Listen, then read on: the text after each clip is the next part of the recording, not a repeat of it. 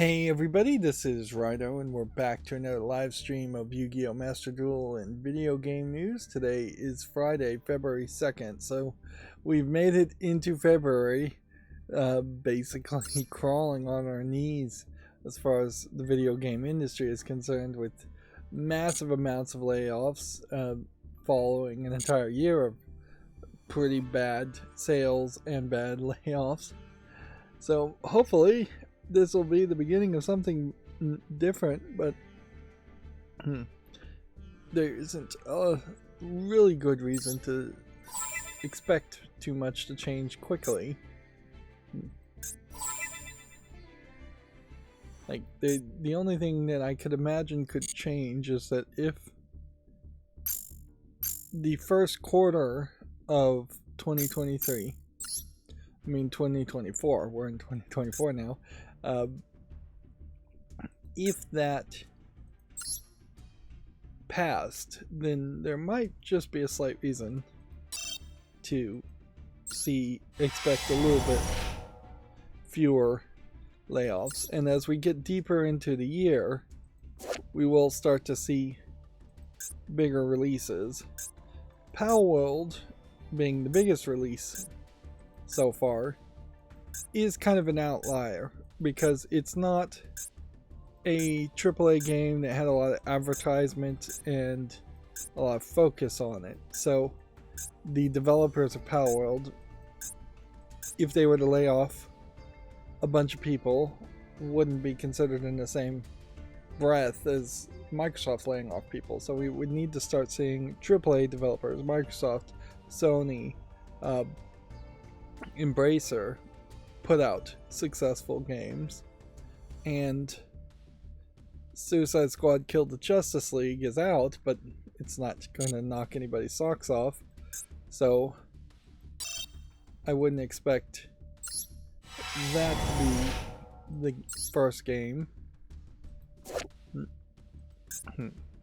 We've also had what has, for players and gamers, more affected gamers and players more directly, is we've had a wave of games that have just been delisted without any announcement whatsoever from Steam, which this is the one thing that Steam needs to get on and say, no, you cannot delist games that people already own. Now, maybe this is a case where anybody who owned Spec Ops: The Line or the special editions of Devil May Cry 3 and 2, maybe those people still own the games, but even the delisting is kind of a problem, and it needs to be something that Steam disallows.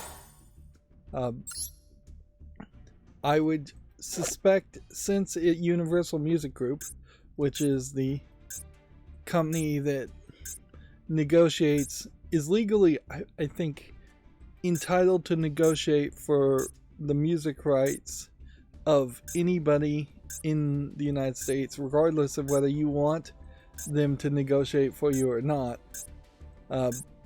If it's not UMG, there's another organization basically like that. So even if you wanted to give your music for free, you can't, which sounds insane. But that's what lobbying gets you, I guess. Anyways, UMG has pulled their music from TikTok. I wouldn't be surprised if UMG is just negotiating harder for music rights in several cases, and as such, UMG was also involved with the pulling down of Spec Ops: The Line and the pulling down of the two Devil May Cry games. That would definitely make a lot of sense. Like, we had already, whenever you see a game being pulled down due to licenses expiring, that almost exclusively means music licenses. Which does bring about the interesting question as to why do anybody ever in video games bother to put any kind of music in there, any kind of like UMG owned copyrighted music in their games. Why not just all original music all the time?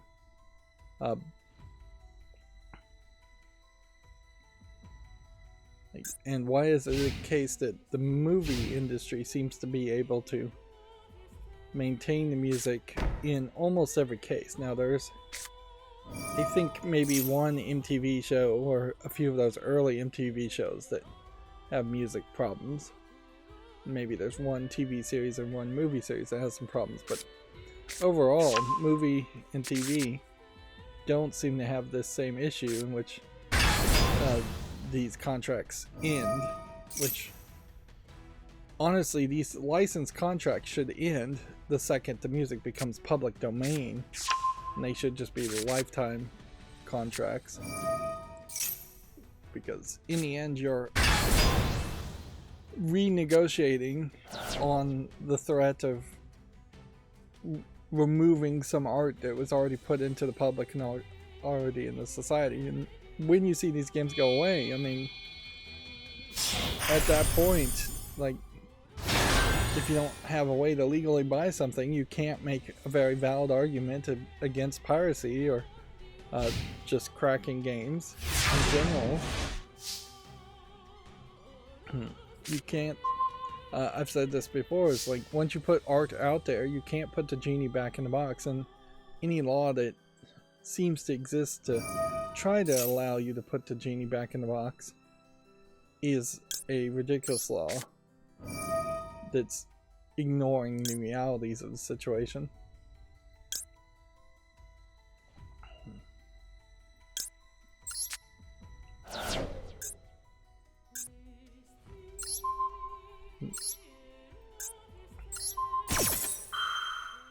Yeah. Today's going to be a little bit different. I started late today, later than I would have, because I had to run my macro a second time. He kind of messed up, and I've been working for the accountability section. After finishing Portal Revolution on Wednesday, I've been working to just schedule and update things. My idea of making clips, I've got a initial thought there, initial program. So today when I'm reading the news, we'll see if it works. It could fail miserably. It could make clips that are completely mistimed. It could make way too many clips, so that there's a lot of different ways that it could go wrong, but that is going to be the case pretty much for any first try of making it. If everything does work correctly, then there should be some clips of me dully, blankly reading the news that hopefully don't flood my subscribers feed, on top of the fact that all of my scheduling of videos flooded the subscriber feed. I just don't think there's a way to get around that. Like, inherently, I've looked at like the number of views I'm getting from shorts, the number of views I'm getting from live streams, and the number of views I'm getting from subscribers, and I mean pre-recorded footage. Where's my other card?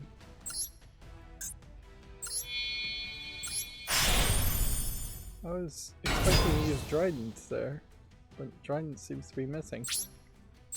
Oh well.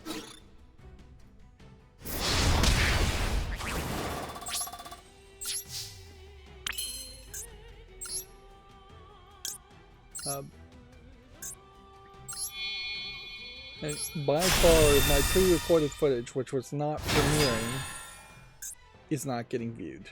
And this is kind of the story of my entire experience on YouTube, is that the content I would like people to care about and to want to watch is not the content that people are enthusiastic for. Similarly, I unpublished everything from like 2022 and earlier as far as live versions of Yu-Gi-Oh! And Hearthstone and things like that. Hearthstone, by far, was getting a lot more views than Yu-Gi-Oh! Master Duel is. So there is, if I'm just looking for views, an argument to going back to playing Hearthstone, which would be insane. There'd just be no way you'd catch up. Although it may not be that big of a deal. But I also don't have any real enthusiasm to go back to Hearthstone. I might go back to Hearthstone if they decided to like make a classic server situation where everything resets. But even at that, that would be fairly silly. There was a brief time there that I don't even remember doing this, where I was just clickbaiting quite hard by saying this was a Hearthstone live stream and there would be no talk about Taylor Swift, and just having Taylor Swift in the title was getting me more views. But yeah, I don't think I'd go back to that kind of nonsense. I couldn't maintain it as far as just figuring out what the biggest trending title was. With everybody admitting and realizing that the most recent efforts at YouTube, at Google, to improve Google search has actually made Google search way worse, or at least not maintained the level of quality as Google searches get manipulated more and more. That probably has affected my views on YouTube too. I imagine the search algorithm in YouTube is pretty much the same as the Google search algorithm, and even if it isn't, the Google searching of something should be returning videos when appropriate, and if Google search is getting worse, then views might go down. Anyways, to address a real desire here to have the pre-recorded footage watched more, that every episode of the pre-recorded footage is now going to premiere. That seems like that is the only way to actually ensure notifications go out, and hopefully that would increase those videos. Watch time is still incredibly low. 740 subscribers. I have 740 subscribers, so yeah, technically I would need 260 more to get over the 1,000 subscriber requirement, but then I would need about 3 times as much views. YouTube Shorts, 3/4 of all my YouTube Shorts get basically 0 views, like most of which are 0. However, the 1/4 of videos are getting pretty decent views considering how little effort is put into making YouTube Shorts. And honestly, if my pre-recorded footage and live streams, if 3/4 of those were getting 0 views, and then 1/4 was getting some views, that still would probably be a higher metric and number than what the current situation is. If I could actually easily calculate it out, I wouldn't be surprised if live streams are closer to 4/5 get 0 views. Pre-recorded footage, it's probably way worse than that. I wouldn't be surprised if it is like 1 out of 10 videos pre-recorded gets a view. None of which are blowing up. Some of that definitely has to do with just the way they have changed how YouTube works and trained the audience. With UMG pulling music from TikTok, that might be another blow to TikTok to bring audiences over to YouTube, but I doubt it. Yeah, I don't think somebody who wants that TikTok style of content is gonna get mad at TikTok and leave. I think you'll probably just see non-UMG, more foreign music clips used in the background of TikToks. Of course, I don't really understand TikTok. I'm not sure too many people can, because I think the meta potentially shifts too fast in TikTok. That it's a culmination of a bunch of junior high and high school kids, all of which inside their own individual communities and junior highs and high schools will have their own unique language effectively going on. And so that echoes on itself and doesn't congeal into a common language as much as it just mutates and continuously grows.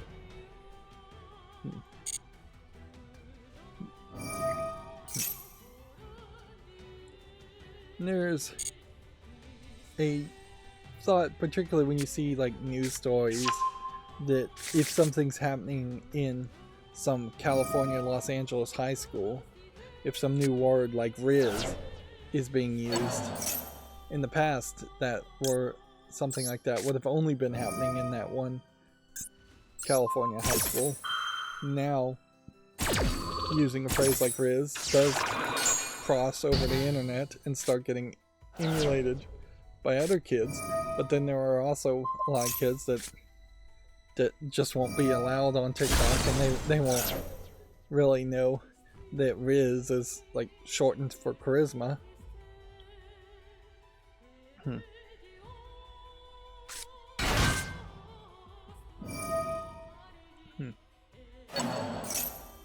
Now the good news, I guess, as far as the accountability section, is that my macros seem to be working pretty good. So I need to do a little bit more work today. I need to still make a ton more YouTube shorts and upload shorts, but as long as my macros don't break down completely, I think I'll have all of my footage recorded and uploaded and scheduled within a day or two, at least by Monday, unless something terrible happens.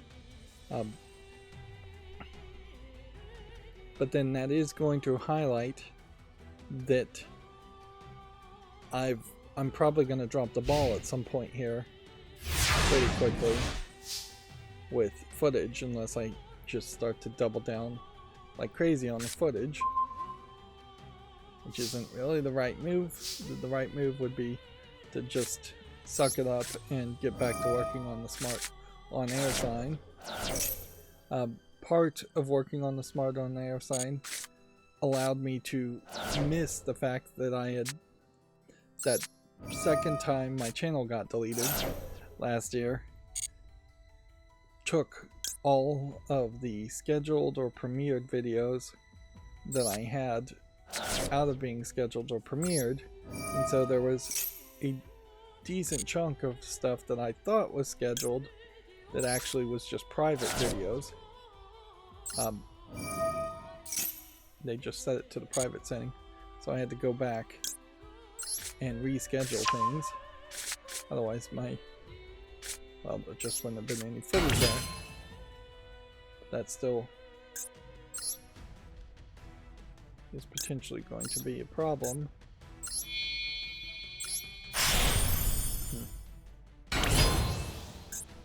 overall, because yeah, I only really am going into the 6th month. So I'd like to be potentially a year ahead with pre-recorded footage. It just doesn't really matter to play games, play old games in particular, any closer to its release date on YouTube. Like, I can make pre-recorded footage and it's as evergreen as it's ever going to be, which is to say it's not very evergreen, but yeah, that was one of the things YouTube Studio suggested as far as making more evergreen content, and it's like, yeah, make how-to videos and make things that'll just be around forever. And it's like, yeah, sure, if you tell content creators to make completely different content from what they want to make, then they might succeed better. They might also not. How-to videos, though, I can't disagree. Like, by far my most successful video is a how-to video on my channel, which maybe destroyed my channel in the algorithm, though, because maybe now it still, to this day, thinks my channel is a how-to video channel and is showing videos. Oh, speaking of stupidity as far as the YouTube algorithm, I was browsing the suggested feed, and on YouTube, on the cell phone app of YouTube, and it asked me to make a thread based on a color. So it said red, green, or blue. Just click this and then click this button, and we'll make you a new search result effectively based on those colors. So that sounded silly and ridiculous in the first place, but I wanted to see what it really did. So I said, show me green. After that, it opened up a new tab effectively and showed me a bunch of random videos with green in their thumbnail. Which, what kind of insanity is that? I mean, clearly this is either a human at YouTube that is, I'm gonna have to use the R word here, retarded, or you've got an algorithm that's retarded. Nobody is so context oblivious to a video that they just want to watch a video because there's green in a thumbnail. Nobody thinks that way. No human could think that way. You'd have to be like clinically insane obsessed with a color for that suggestion to make any sense at all. And this is the kind of nonsense that unfortunately I'm putting my faith into as being a YouTube content creator. That their idea of possibly getting people more views is to just sort things by the color of the thumbnail. Ridiculous. Now, had I clicked green and then it gave me some kind of curated list talking about the color green, well then there would have been at least a connecting topic there. Still probably wouldn't be that interesting, but that would at least make some sense. Yeah, so I guess that's volume 427 of why YouTube sucks. It really does. It sucks way more for content creators, I think, than it does for viewers. And it sucks pretty bad for viewers too. Like, viewers can get a pretty decent experience on YouTube if you just are not watching ads. If you're watching ads, it's a terrible experience, undoubtedly.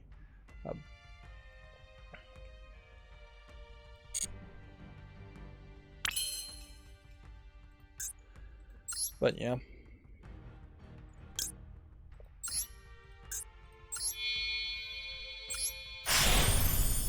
There's definitely going to be some tweaking that happens in my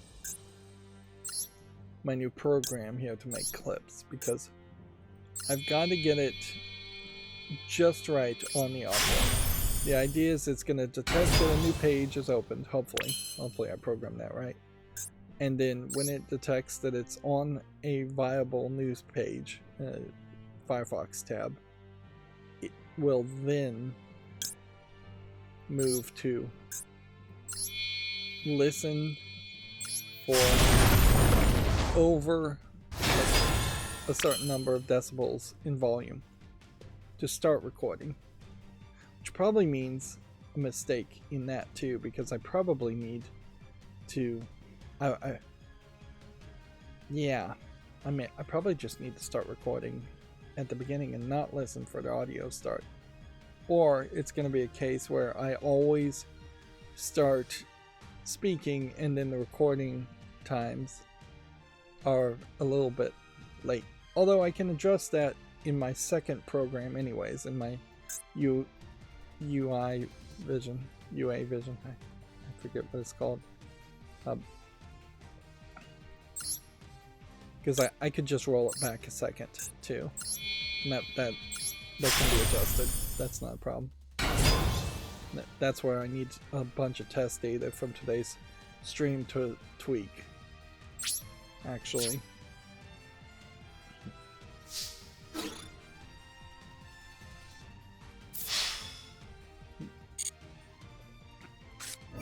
But after I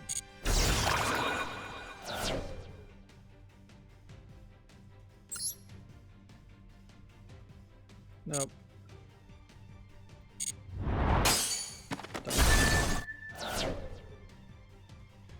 Well, that one card really messed up my strategy.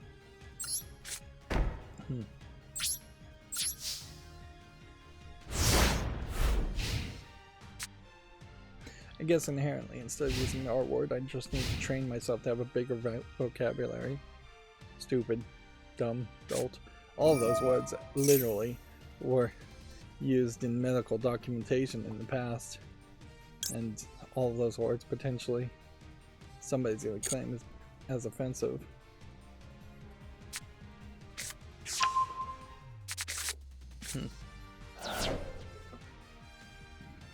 But in fairness, the R word was definitely used when I was a kid as an insult very often. So I can see why people would want to encourage people not to use it.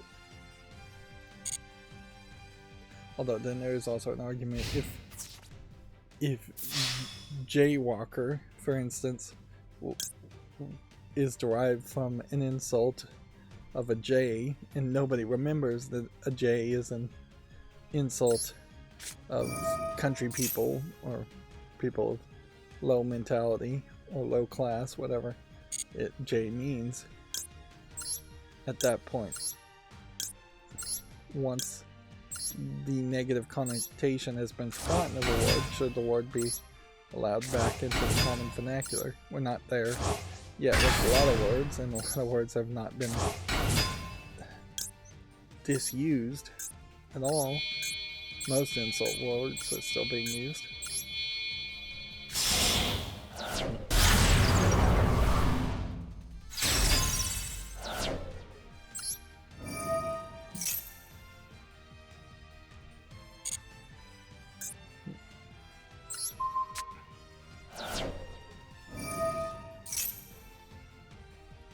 Yeah, that has nothing to do with video games anyway, so...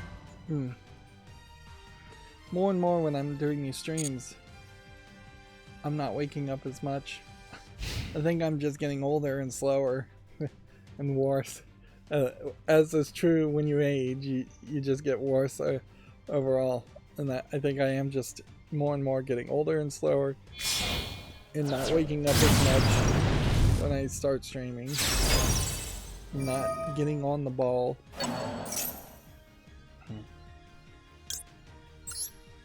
I don't really know what to do with that. I imagine a lot of people just head straight to the coffee, head to the stimulants. I've never had a taste for coffee, so I've never liked the taste of it. A lot of people head to the sugar, the donuts, the the sodas. That's not healthy either.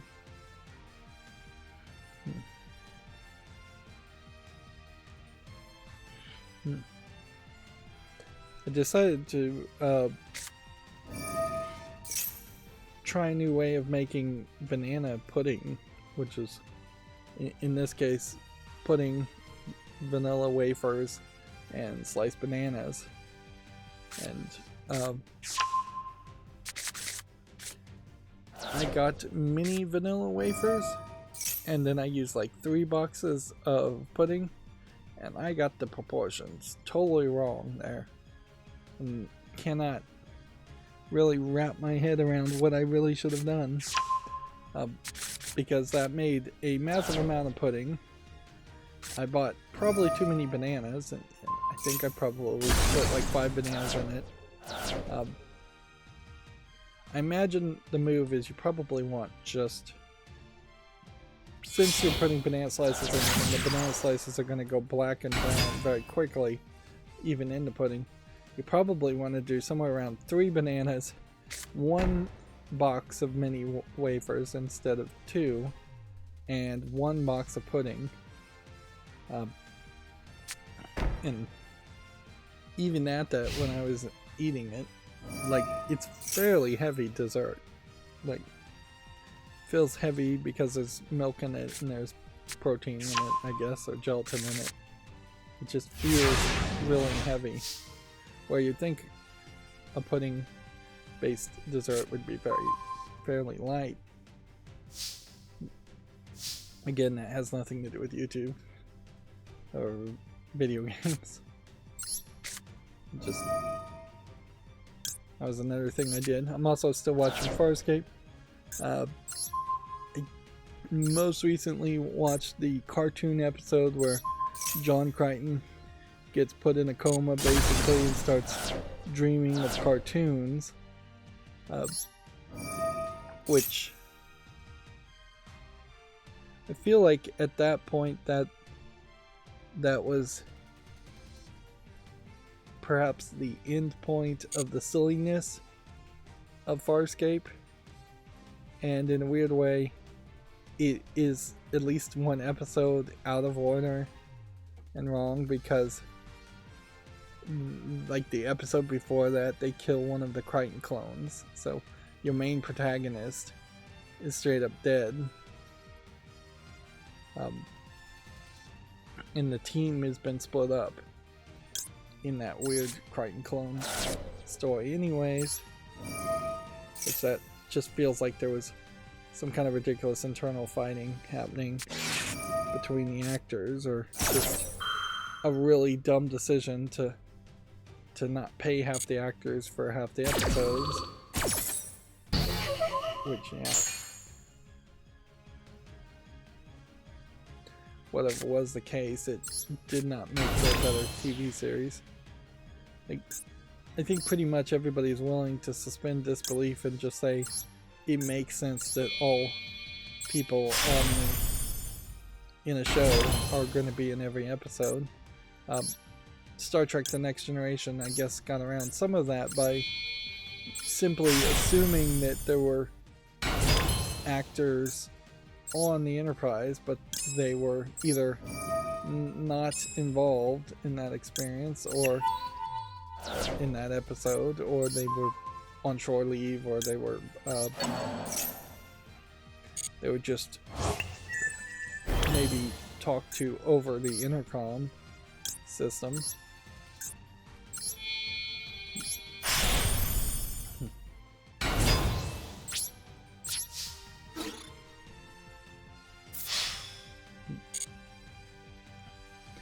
Farscape could have had that happen, certainly, and it's a little surprising that there aren't just more people on the crew of the ship in Farscape.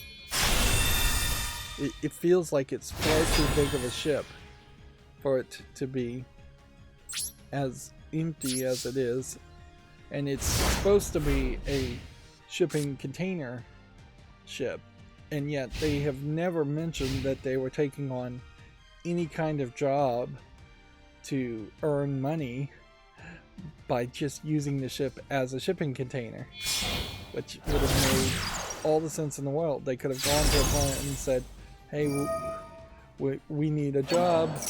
Let's fill up the Moya with several pointless knickknacks, and let's take it to another planet and then deliver the knickknacks and get paid.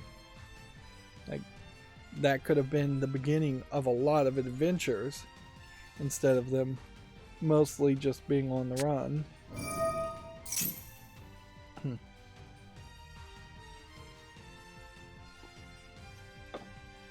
Yeah. The second that Farscape even starts to mention that money exists in that universe, they have them become incredibly rich, and through this richness, then they stop talking about money ever again. Not that I'd want them to become all about being a shipping business. Like, I guess that would be exactly the same as Futurama.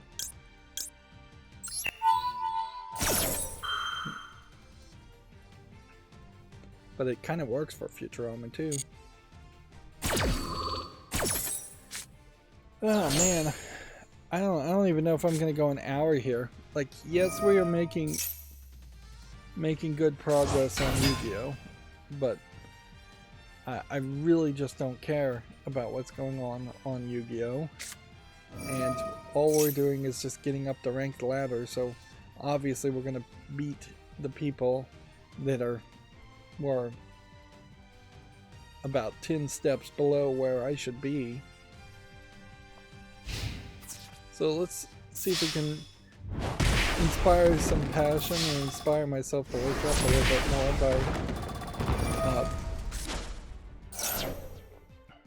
by talking about video game news in particular.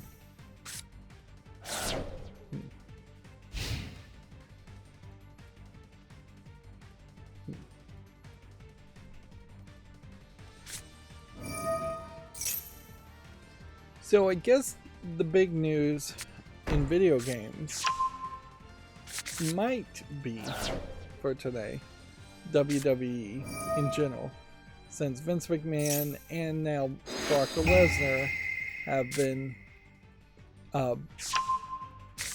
accused of sex trafficking, and in general it sounds like a cuckold situation where if I'm hearing the stories right, a lot of people are not covering the stories in full detail, but it sounds like Vince McMahon straight up at some point was watching Brock Lesnar and other wrestlers sleep with women that were being passed around and possibly assaulted there too. At least that's where the accusations and the settlements seem to have been. And then what happened seems to be that the payment stopped, the hush money effectively stopped, and then the alleged victim, or I guess the victim, let's just go with victim in this case since they settled, came out with her story. Here we can see a noticeable trend in that they are promoting China, where they have actively, and yeah, Vince McMahon is out, The Rock is back in on the board of WWE. Let's see, and if the information I heard is right, it's like both of Vince McMahon's children at different times left, probably and possibly over this activity.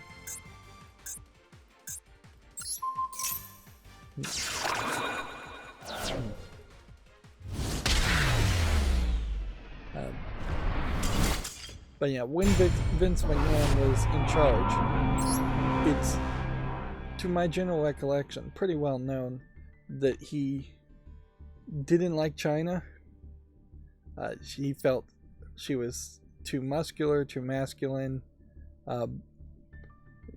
Yeah, she was a real wrestler that probably was on the same steroids every other wrestler was on, and so that big muscular appearance.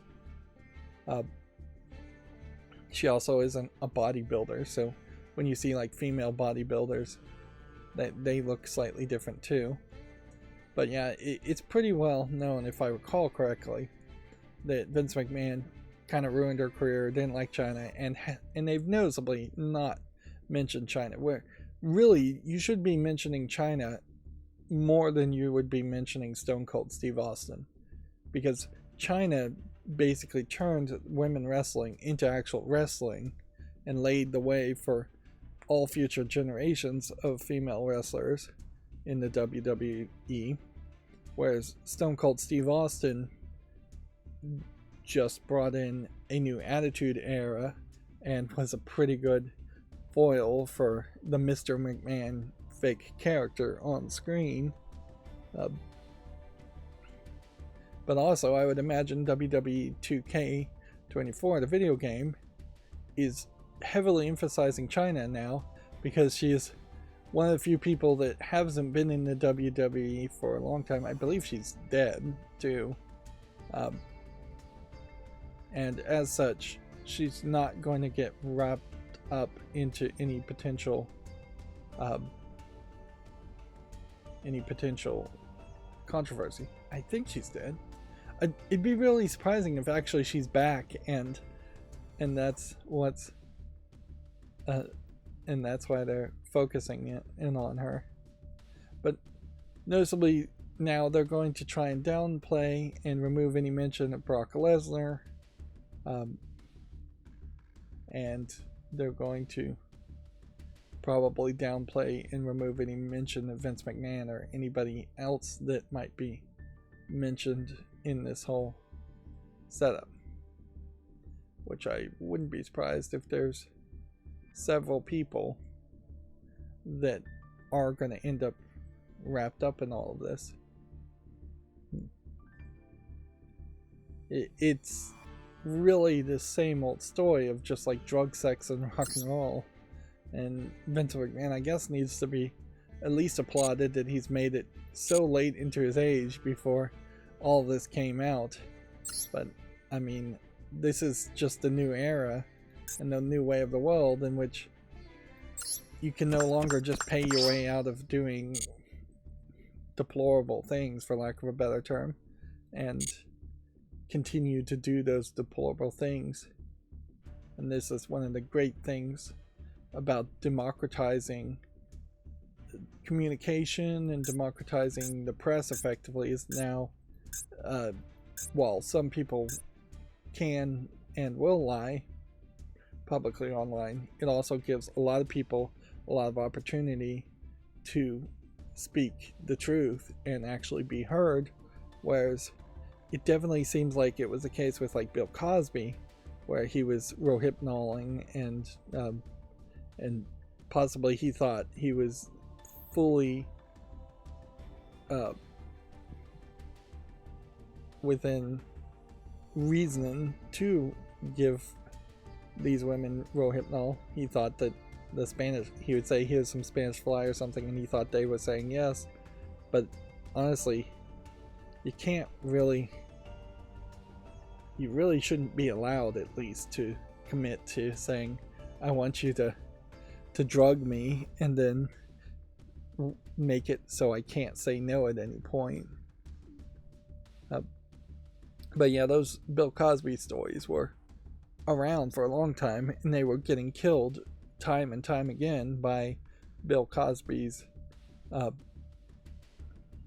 advocates, who were able to shut down news stories or investigations just by having power and money, and by the fact that there was only one newspaper in a city, so Bill Cosby can give just an exclusive interview to that newspaper in exchange for not running or investigating any further on the rape allegations. Harvey Weinstein, same situation. think pretty much everybody in Hollywood knew what Harvey Weinstein was doing, and yet nobody could be heard speaking out, even though I think people did speak out.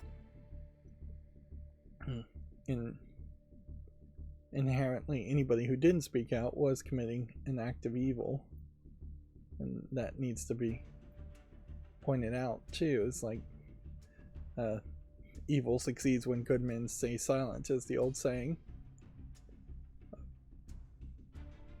A morally wrong act.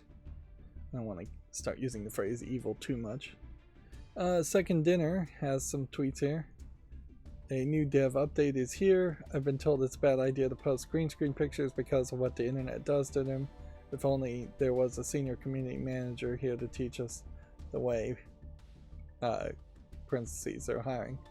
So Ben Brode here, begging for people to meme him because they're looking for a senior community manager. Remote first. Interesting. But they must be eligible to work in the US. So theoretically, there's a lot of YouTubers, myself included, that could take this job. But they almost certainly are, for the level of Second Dinner, they almost certainly need somebody who's actually somewhat successful. They're following 26 people, and they have 34.5 thousand followers, and they should be a lot higher. Although, in fairness, we're also talking X/Twitter here, so maybe it doesn't matter how many followers you have on Twitter. And I imagine they want a senior community manager who's going to make all kinds of content, or at least coordinate all kinds of content around multiple websites. And inherently, I suspect that some people who want a community manager actually want somebody who's more of a creative. When you throw in the phrase manager, they really shouldn't be a creative. I personally could see myself being a manager, but part of my management would be, I need thumbnails from a artist, I need videos from some creative person under me. I can ask for these things, request these things, and I can certainly say, give me these things ongoing whenever you make them. But yeah, a lot of people, I imagine, want you as the community manager to make thumbnails, to make videos, to make content. And at that point, you're not really a community manager as much as you are a just a creator in general, creating things. Like, you're just a videographer, you're just a image maker.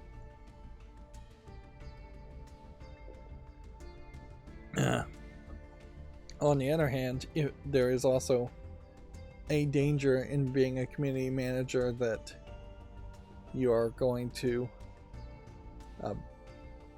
not really be allowed to manage the community too much.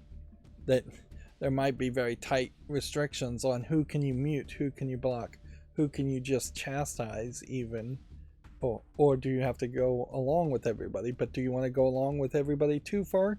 Because if somebody's making a meme and you don't understand what that meme is, you might be committing the entire company of Second Dinner to saying something they don't intend on saying. We've seen that happen too. I'm going to take a second here to pause the recording and walk around and see if that wakes me up a little bit. So I'm going to be right back. Okay, I'm back. Sorry about that. I got a little distracted. I got a package from Amazon, which is not atypical, but then I opened the package and looked inside of it and realized that there was literally something there I didn't order. And then I looked at the package and saw that it actually was my neighbor's package. So in the middle of a slight drizzle, I had to walk the package over to my neighbor, which they were more than grateful for me to deliver it to them. And I guess that gave me that extra walk I was looking for. The National Video Game Museum in Frisco, Texas, has some new scholarships programs back for 2024. Better than ever, they're saying. The Amy Dansby Women in Technology Award is back and has increased in value and now includes a second category for college undergrad students, which arguably means that if somebody had gotten this award in the previous year, in say high school, the second category may allow them to get the award, the scholarship, the second year, which in all fairness, that is probably a very valid way to do scholarships. It is kind of crazy to have a scholarship that would only cover 1 year of college. Now, it's also kind of crazy, we'll have to set this aside, to go to college at all.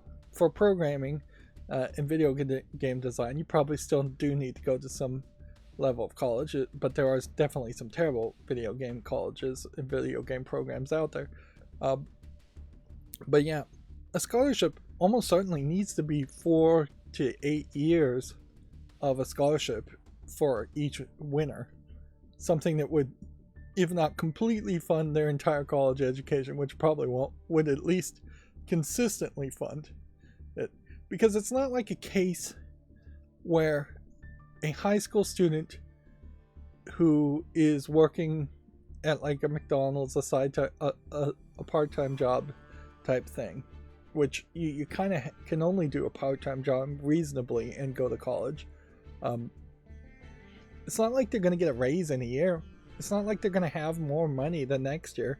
So if they're getting $1,000 towards their tuition 1 year, they need that $1,000 the next year and the next year and the next year.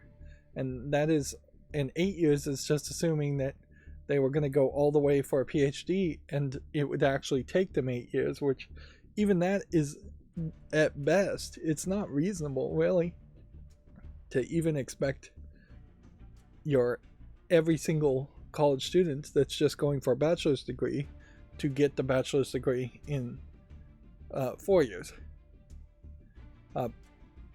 So yeah, there really isn't, I guess, any room for complaint as these scholarships seem to be growing, and they need to be growing, although inherently there is also, I guess, a problem with the idea of scholarships. Scholarships only exist to continue a system of the college system, which is way, way too expensive, where knowledge, in my simplistic way of looking at the world, knowledge should just be free. College and education should be free. And it is free, or at least very close to free, up to high school. So it seems crazy to go to the next step of that and then change how the system works completely. Of course, the sad news is that there's probably more money and more effort happening to privatize and make kindergarten through high school not free than there is effort to make college free. Even community colleges aren't free. Not anywhere like high school is. I don't know who this Amy Dansby is. I suppose, I guess she's just a popular hacker person. Maybe I should follow her. She was on apparently Lego Masters and did Lego. And then apparently at some point she worked at Marvel. Even her Twitter handle with Amy Double D implies that she at some point was tending more to be focused on her cleavage and cosplaying and showing off. But yeah, I've never seen this person, which is probably just a case of me overlooking it in general. I haven't been in the whole makerspace focus for that long. And I suppose this just means anybody with any level of celebrity could, or any level of money. She apparently is a software developer at Microsoft. Can just have their own scholarship. Also, and this is a weird comparison, they are also offering the Gearbox Give Scholarship, designed in partnership with Gearbox. It aims to provide financial assistance and industry exposure to those pursuing a degree in games. And yeah, Gearbox, in the original Gearbox, is in Frisco, Texas, right in the same place as the National Video Game Museum, so it certainly makes sense for that to exist. I wouldn't be surprised if there's a fairly deep connection between the gaming community, Gearbox being a big part of that in Frisco, and the National Video Game Museum. And then there are other scholarships open to Frisco residents, Texas Title I school students, and Texas residents respectively have also had their awards increased to a $2,000 minimum, which maybe isn't that much, but it is growing. Yeah, and there's certainly room for more education, so you can't say scholarships and education are inherently a bad thing. So this is perhaps our one positive bit of news we'll get today. Maybe we'll get 2 bits of positive news. YouTube creators still being awful at Twitter, saying tired thanks emoticon of a sleeping person, wired, super thanks, silly face, and then hashtag YouTube partner program. They clearly have been given a mandate for 2024 to have YouTube partner program mentioned in almost every single tweet they make. They are definitely trying to promote that more than ever, and yet inherently they are doing absolutely nothing to make it easier to be in the YouTube partner program, or even give people a general idea of how to be in the YouTube partner program. And I will fully point out, I have you could call it paranoid fear that YouTube in general is going to start cracking down internally and just never say it externally on what they actually approve to be in the partner program, because they always had this wiggle room of wanting good original content in the partner program. So even if I had 1,000 subscribers and 4,000 watch hours, even if I made all the requirements, or even if I got like 90 million views on shorts, that there's still plenty of wiggle room where they could say, no, we're not going to let Let's Players in. Not really. We don't like your style of Let's Players. We don't like your video game criticism. We don't think it's original enough. Like, how do you argue originality? But yeah, when you look at the succeeding people, the people promoted more and more, it is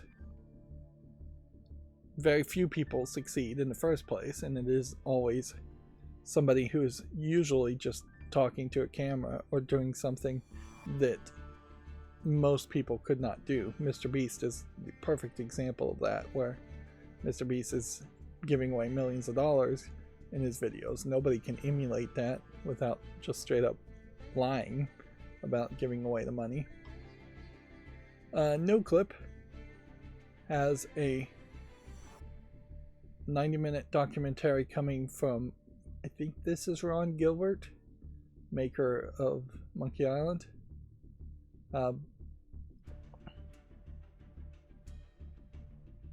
Or this is talking about Return to Monkey Island. Yeah, I would think one of these two people has got to be Ron Gilbert, but maybe not. There's several people showing up here, and inherently this is a documentary / advertisement for Return to Monkey Island. And then there was another thing, I guess it wasn't from NoClip, NoClip is kind of a great example too, where you have a person who worked at Giant Bomb, wanted to make these longer running documentaries, got enough people on Patreon to support him, barely has enough people nowadays to support him in his efforts, and is now making documentaries based on video games, which there is barely enough room for one person in the universe to do that job.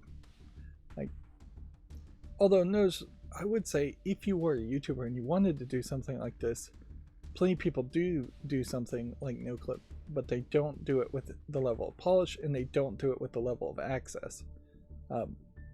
What you instead have are long-running deep dive videos where people are having to source information from other sources and just combining it into iceberg deep dive type videos, which those kinds of videos are almost certainly made cheaper and pay off just as well as a NoClip video. I actually don't think I've ever sat through a single NoClip video. Double Fine, I think, is on the edge of just being shuttered by Microsoft. This is my own speculation, tinfoil hat theory, but we are seeing that Day of the Dead has been spun off into its own thing, and we're seeing Tim, whatever his last name is. Let's see. Did not pay for blue check. Yeah, Tim of Legend is what he goes by, but I forget his real last name. Well, Tim is also showing up on the MinMax show now, and he was on Kinda Funny Games Daily before. So he's just doing the rounds on these podcasts when I don't think they have anything they're promoting at the moment, which makes me suspect this is him trying to establish himself as somebody who should show up and give opinions on podcasts because he may be out. And maybe it's not a case that all Double Fine is being shuttered. It may just be that Tim is out. And if that's the case, I really couldn't say that's the wrong decision for Microsoft. I think Tim is kind of old, and he really only has put a lot of effort into like promoting Psychonauts and Brutal Legend, and Broken Age was a weird middle ground step, and it's their third best game series. Broken Age was a bait and switch from what it originally was promising, or what it felt like it was promising in Kickstarter, and a Kickstarter game on top of that. I don't think Rad even had a real impact. Brutal Legend is also kind of a bait and switch in that it advertises itself like it would be an action hack and slash game, and then becomes a real-time strategy game. And even Psychonauts arguably isn't polished enough to be a proper 3D platforming game, a la something like Mario 64 or Banjo-Kazooie, which is probably a game I need to play, so I stop using Mario 64 as the reference when Banjo-Kazooie is probably a better one. But yeah, it definitely feels like that is the situation. I don't even know what this banner is all about here. It is February, so it's supposed to be Black History Month. Notably, I've only seen a couple of people so far on Twitter change their banners. Video Games Chronicle decided to do an early access review for Palworld. I really don't care about their reviews, but it is certainly a case that I think I haven't seen a lot of reviews for Palworld so far, because I don't think Palworld gave any special early access to mainstream video game journalists, and that might be in part why a lot of mainstream video game journalists are once again fairly disassociated from what the player base seems to be feeling about the game. I've heard a lot of mainstream video game journalists saying it's a here you can see they're putting it just straight out, Palworld is a cynical soulless, yet I can't stop playing it. And I've heard other people complain about the bugginess in early access from mainstream video game journalists, but when you look at the massive number of people who have been playing the game, that seems to not really be a complaint or a valid complaint. I will leave it at that. So Ravensoft is one of the people who have put out a post and changed their, or put out an image. I guess they didn't really change their banner. I assume Ravensoft might be a subsidiary of Activision, but maybe not. Maybe just a second party developer. There is a slight danger here in like what colors you pick, like what that represents overall, as far as does this represent a specific African country, or does this represent certain ideals? Is this the officially accepted color palette in this order to use? And then there's a bigger problem in that your company is called Raven, and so you have the picture of a raven and then a raven. So read out loud, it says Raven Black History Month. If you were fairly naive, you would think that this is just a month talking about black raven birds. And inherently, why do you need to institute yourself into an image at all? Yeah. Shouldn't there be a organization who says this is a picture we would like you to use, we'd like you not to modify it, and add yourself into it? You definitely see from this that Raven by far has the ego that Raven and should be in the center. The text should be bigger than the rest of the message. So the message here is remember Raven. The message here is not celebrate Black History Month. And I need to say this every year until it stops being a real issue. Putting a picture out on Twitter is a far cry from highlighting how you've hired black people, how you've supported black communities, how you've done anything at all in the past year to make black Americans or black people in general better, or make their lives better. I mean, even if you could just point out to a game that black people enjoyed and had fun with, that would be something. But that's not what we see. We see pandering. And I did hear an interesting conspiracy theory. Certainly that perhaps some of the woke things that companies do, or things that companies do that they should by now know would get them claimed as being woke, perhaps some of that is a little bit of sleight of hand. Perhaps some companies, and you can't say all companies here, but almost certainly there's some companies out there that know they would get some really big pushback if they laid off people while making record profits and did other unethical things like, I don't know, poisoning their product, lowering the quality of their product, poisoning water wells, spilling oil into the ocean, dumping trash into the ocean, things that we've seen businesses do in the past. So maybe they're doing these nasty things, and then they're also being woke, and then when there's a pushback for the wokeness, they can hide the fact that the share prices were going to drop anyways because of all the nasty things they've been doing as far as layoffs. Like, it might be a sleight of hand here. They might be saying, well, we lost $10 of our share price because we did this woke thing, when in reality they only lost $3 of their share price because they did the woke thing, and then they lost $7 of the share price because they were fined by the government for dumping trash, or because they got negative press for laying off people.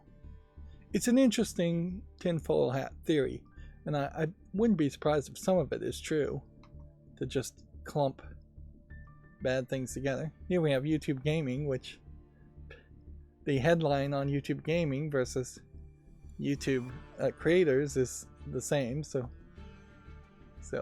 this is your Black History Month header for YouTube in general, which again I would say perhaps more than 3 people would be nice.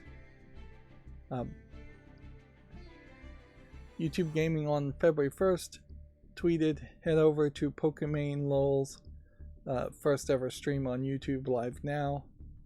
So yes, I suppose Pokimane should be on YouTube and she would bring a large audience, and the hope is that her large audience would also watch other YouTube creators' content. But inherently, as a YouTube content creator, I would be hesitant to think this is going to be a 100% good thing, because it may very well be a case that the fandom that might watch Pokimane is just going to leave watching other content creators in favor of watching Pokimane's videos.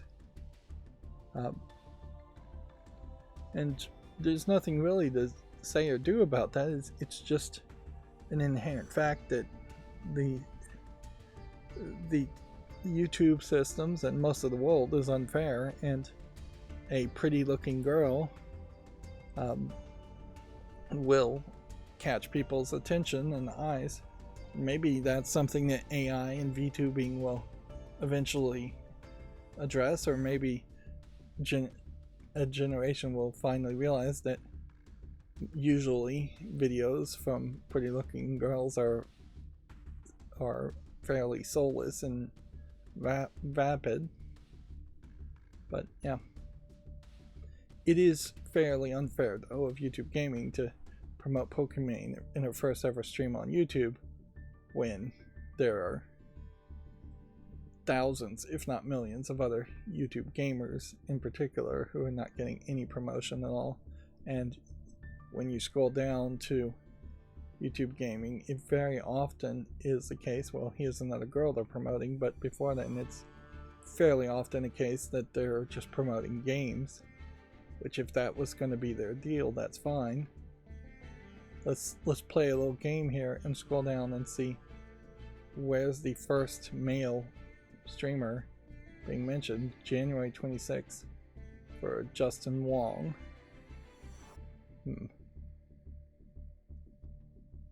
Let's see what the next person is. Then Call Me Kevin.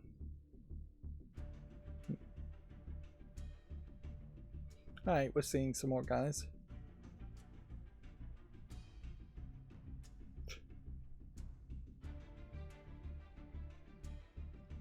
I don't know if I should mute this guy on my chat or just let him continuously type simp into the chat so I get more interactions. And this guy's name is Guy.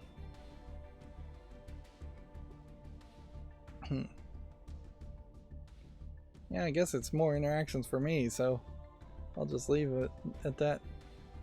I don't know at what point I would have given somebody the impression I was simping for girls on YouTube, or Pokimane in particular, when I straight up saying it's unfair to other content creators that Pokimane is getting promoted by YouTube Gaming, and that girls, pretty girls on YouTube, pretty girl gamers in particular, tend to be pretty vapid and empty in content.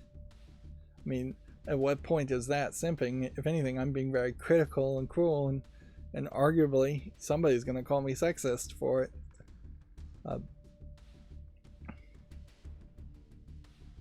Unless the argument is I'm simping for the male streamers, which, yeah, scrolling down, YouTube did promote some male streamers too, so I would argue maybe YouTube Gaming should just not promote anybody, or they should promote a lot more people, which either way could work, certainly.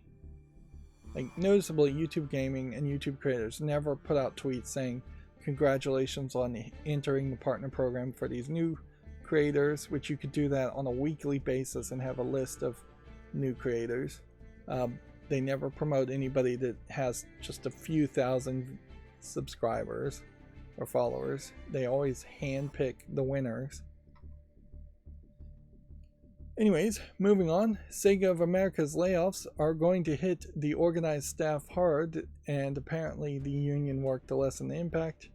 As it approaches the 1-year anniversary, the worker-led Aegis union will be hit hard by Sega of America's layoffs in the coming weeks, which I'm fairly certain a year ago, when this union came together, that I said something along the lines of, it is at that point going to be a question as far as how strong the union will be, the Aegis CWA union at Sega of America. And this GameDeveloper.com article, I think, just in the headline highlights that it's not that strong. And it's not super surprising that a 1-year-old union isn't that strong, but clearly a strong union would have at least gone on strike for a few days to try harder to stop the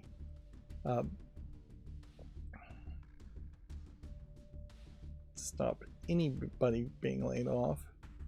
You're arguing, or Aegis, the CWA union is now arguing that they did the absolute best by just saying without a union today would be a lot worse than it is, which that is a very weak claim. And inherently it's the kind of mentality where the union leaders are going to self-promote themselves as being effective no matter what, like that, and you just are going to have a hard time proving them wrong. But I would say it was very, very weak. Like, inherently, if Sega of America is laying off, do we have an actual number here? At some point the union accused Sega of America of trying to lay off 40% of the staff as a union busting technique prior to the union vote. Well,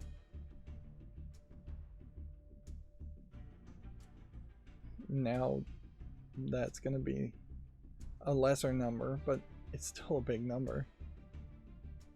I would want to see a strike happen here. By bargaining, they're saying Aegis secured 8 to 14 weeks of severance, which that's a decent amount of severance, although it is also letting go people based on their tenure, so first in, first out, and that 18 employees were able to keep their job. So they saved 18 employees' jobs. So there's your metric. They saved 18 jobs completely. They gave 8 to 14 weeks of severance, probably based on your tenure as far as how many weeks of severance you got, and whether or not you got fired was based on severance too, or based on seniority, tenure,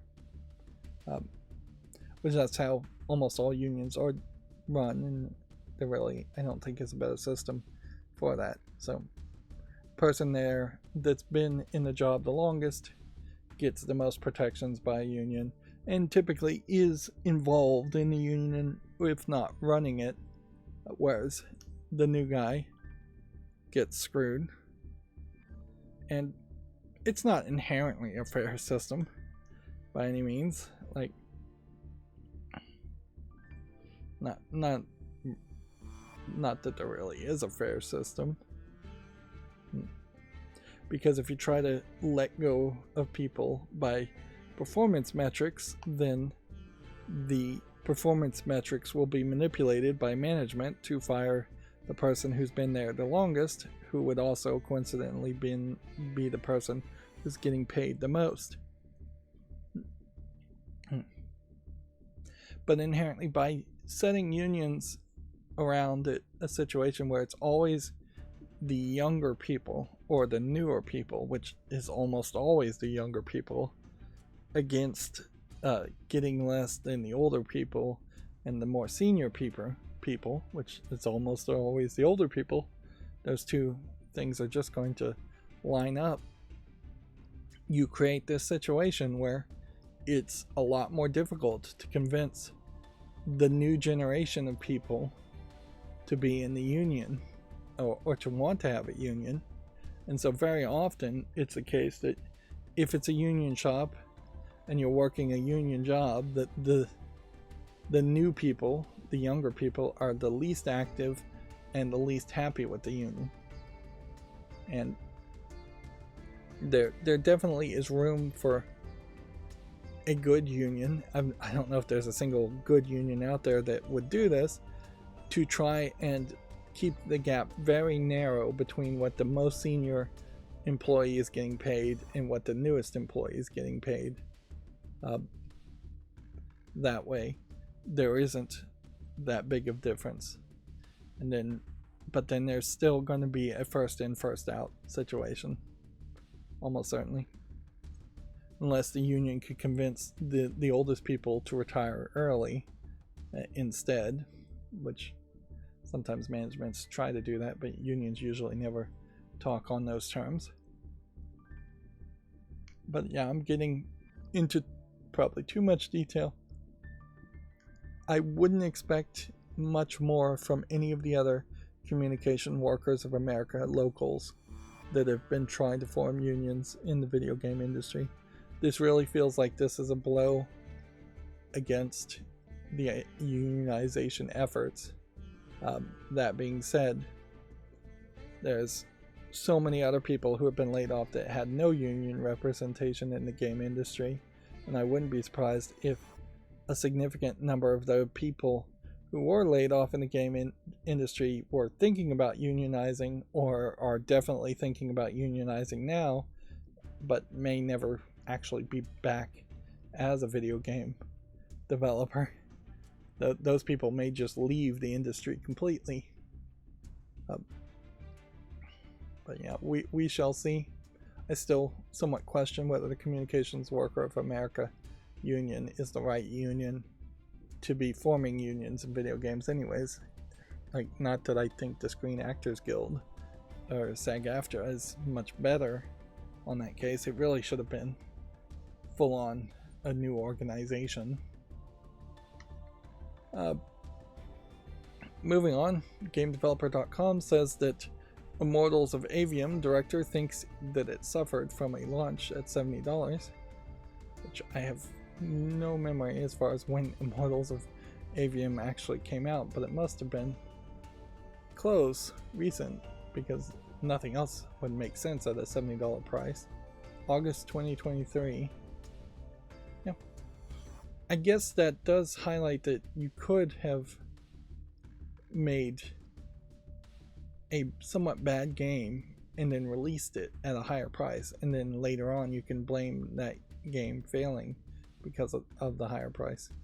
I now do remember what Immortals of Avium was, and the price tag certainly didn't help, but I think a major problem with Immortals of Avium is that it didn't feel like it had a single player story at all, and it didn't seem like it really had that much content, even if you were going to play it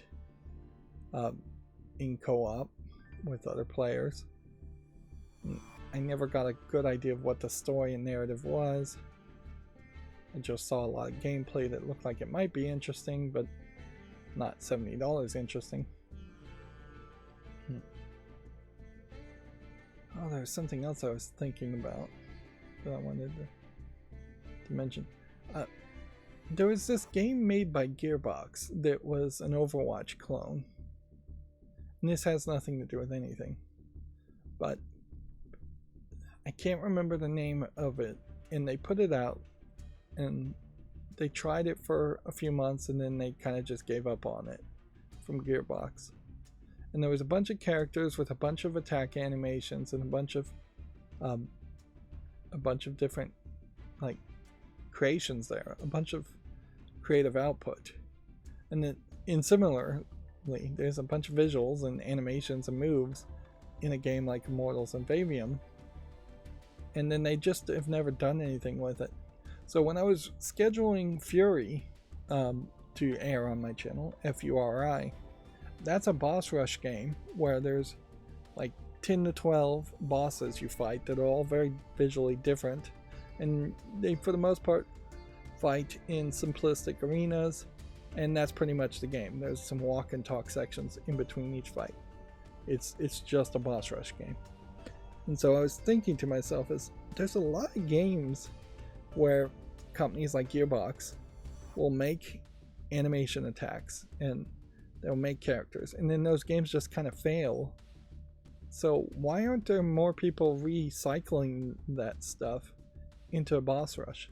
I could probably just think of a whole list of games that would have had characters that could have been in a boss rush game, or they could have just been reused in a different way. I guess inherently the visuals need to be changed, or at least game companies feel like the visuals need to be changed, because if they don't change the visuals, it will just look like an already failed game, and that doesn't make sense. But a canceled game like Scalebound, why isn't there a model that looks like that character from Scalebound in some other game? Probably because it would just have that negative connotation to it, I guess. But yeah, particularly in the case of the Gearbox game, I think you could have gotten away with just turning it into a boss rush game. And I imagine Suicide Squad, Kill the Justice League, same thing. You could potentially change that game after it inevitably fails. I'm pretty sure it will fail, to a more story-based, more boss rush experience.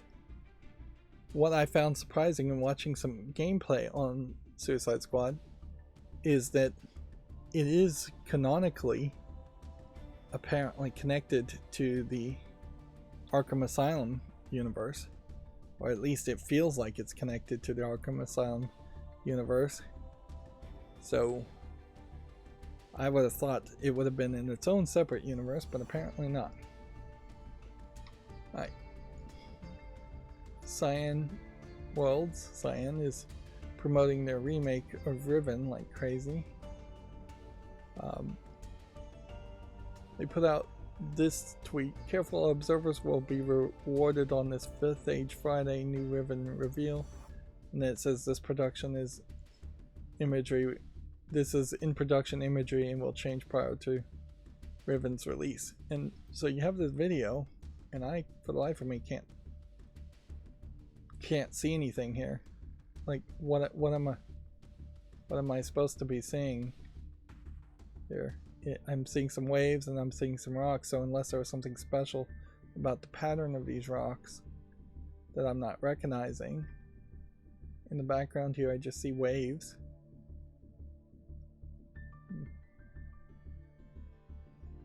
Yeah, and this is just a 7-second loop video, so I'm certainly out of the loop, I guess, as far as that goes. This new Riven remake is being promoted pretty hard, probably to hide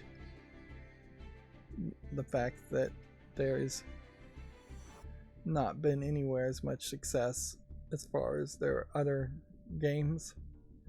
When they published one game, it failed pretty miserably, and then they've released another game and it just failed to catch people's attention.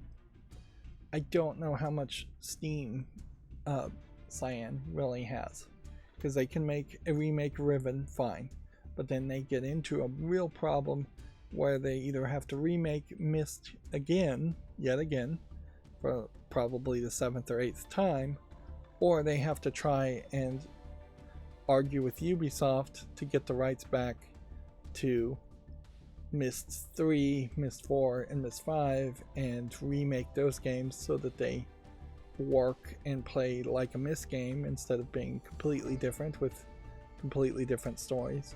Or they try it again to make something like Uru, and that I don't think they have it within them to do that. Or they make something new, which, yeah.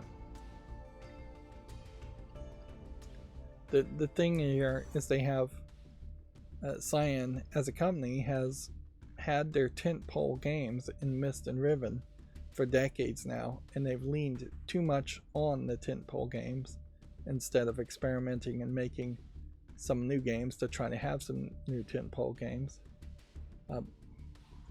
If anything, there's an alternate universe where Cyan would have become way more of a big player in the game industry had they not tried to make Uru back when they tried to make Uru and instead just acquired some companies. I could see them being as big as Ubisoft. And by acquiring some companies, then they could acquire some more tentpole games and fund the development. It might be a bit of an odd match if they had acquired, say, Activision in its early days and ended up being the publisher and maker of first-person military shooters, but that might have balanced out somewhat well. The Steam Deck, let's see, had their first month of 2024. Here's what people have been playing on Steam Deck as far as the list goes, which, yeah, most of these are still the same as before because there really hadn't been any new games released, nor had there been any really compatibility changes happening here. Palworld is perhaps the only game here that really should have changed. The rest of these were compatible with the Steam Deck last month. Let's see. Here's the other Black History Month post we see from Crystal Dynamics. They didn't change their logo, but they again have green, red, and just the tiniest bit of yellow or orange. And honestly, I think it's in a different order than the other one. And green, red, orange. In this case, at least Crystal Dynamics has Black History Month slightly bigger than Crystal Dynamics celebrates, and I don't know if this pattern is supposed to mean anything. This is kind of an implausible effort to make an image while not really making anything recognizable, in that you have this lined pattern here, and then you have these like hexagon shapes in the black background, solid red here, and then just a slight pattern in the yellow. At least that looks like solid red. No, actually, I think that's a case where I have the redness turned up so bright. Looking at my second monitor, there is a secondary pattern on the red. Yeah, the redness on my old monitor is turned up super bright, and I'm missing detail in the darks and shadows. So yeah, if you ever need to make an image, do something like this. Put some patterns into the colors. I think that works fairly well. Although inherently, once again, you have to contrast this with the fact that, at least so far, they're not highlighting any black employees at Crystal Dynamics or any charities they've donated to black causes from Crystal Dynamics, or in any way how they possibly have improved the lives of black people. Yeah, they're just putting up a picture saying they're uplifting black voices in the game industry, but that is what they're going to do over the month. Sure, there's, yeah, but so far I see nothing. And so maybe they should, instead of putting out a picture and promising things, maybe they should deliver on their posts, which by default you should deliver on your post on the first post, not make promises. Bethesda, at least in this case, is celebrating Black History Month. This time it's red, orange, then green, by highlighting imaginary characters. Yep, and here we have a different pattern again. Now I'd say it should probably be black all the way down here, black background. Down here it's a little weird to just see a few pixels of the rest of the bodies. But yeah. But yeah, there's again not any real people being mentioned here. And it seems like they left their comments open and they're getting memed like crazy and angrily retweeted. Let's see. The Min-Max show was going to be Tim Schafer, Tim of Legend. That's his last name, Schafer.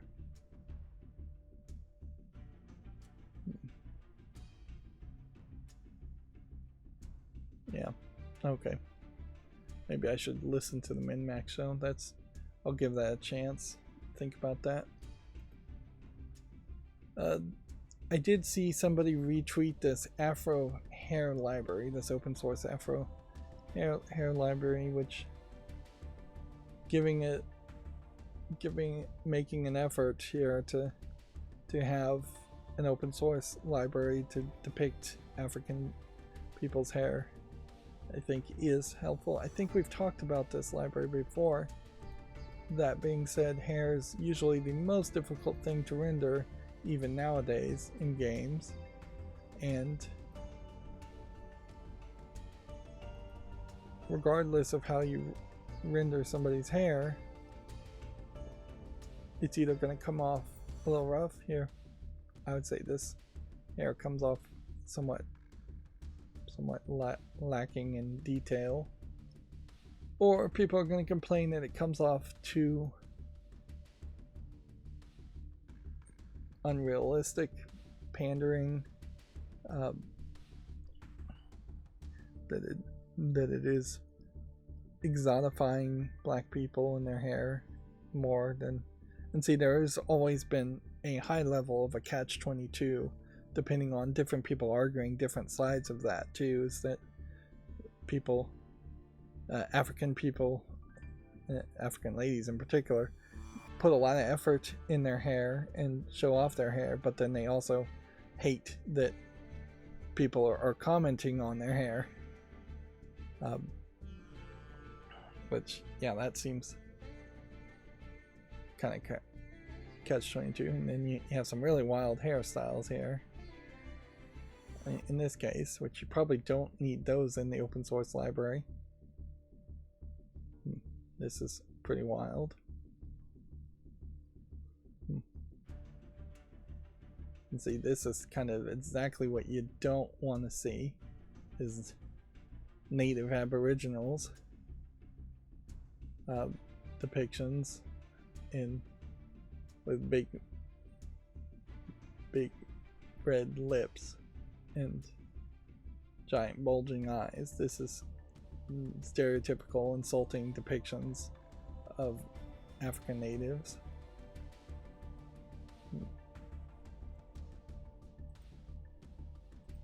I think,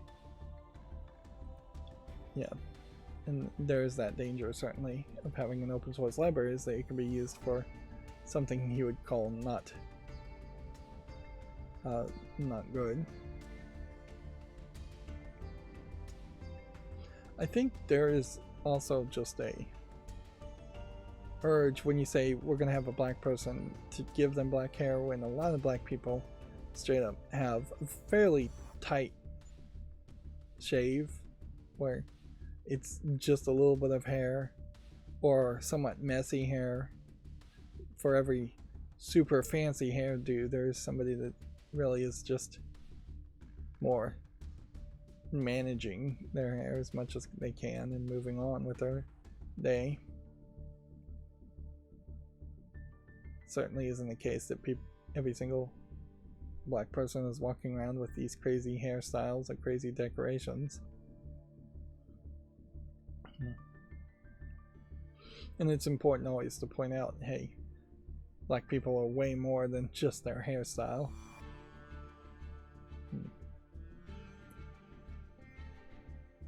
Moving on, let's see what the GameDeveloper.com have here. Yep. Devil May Cry 4 and Devil May Cry 3 Special Edition were suddenly delisted from Steam. Which, yeah, I heavily suspect this is due to UMG negotiating or pulling licenses for music. If not UMG, Universal Media Group, then I suspect it's just somebody else pulling licenses for music. All of this tends to happen right at the beginning of the year, which does make an argument that if you really want a game, you probably should buy it before the end of a year. I don't believe I own Devil May Cry 4 or Devil May Cry 3 Special Edition. I think I did want those games, but I didn't get around to buying them. And I would argue that Spec Ops The Line suddenly being delisted is way more of a loss, because Spec Ops The Line as a game has some real impact. This is the game where it is a fairly anti-war message that happens, and it's the game where you're forced to drop white phosphorus on civilians. And so there is a more artistic narrative and story and dialogue being told in Spec Ops The Line, while being wrapped up in still what is a military first-person shooter game, that makes it, for preservation reasons alone, very important that it actually be allowed to be purchased. Although, perhaps it is also a case that 2K is just tired of people talking about Spec Ops The Line in the white phosphorus scene years later. And so this might have just been a convenient excuse for them to delist it and say, well, we don't want to be associated with that. Particularly in modern times, the anti-war military themes here hit slightly differently, I imagine, for a lot of people, now that we have Russia and Ukraine happening, Israel and Palestine heating up, not like, although in fairness that was happening, has been happening for thousands of years. But yeah, there's, if anything though, that would make an argument that Spec Ops The Line should be available even more often. Once again, you get to that point where here's a game that was released to the public as a piece of art, and now they're trying to destroy it and take it back. It's the equivalent of if the Mona Lisa was allowed to be taken back and destroyed. Like, society would suffers greatly by those kinds of ways of thinking, those kinds of copyright laws. And a lot of people would make the argument that that means Spec Ops The Line is now abandonware.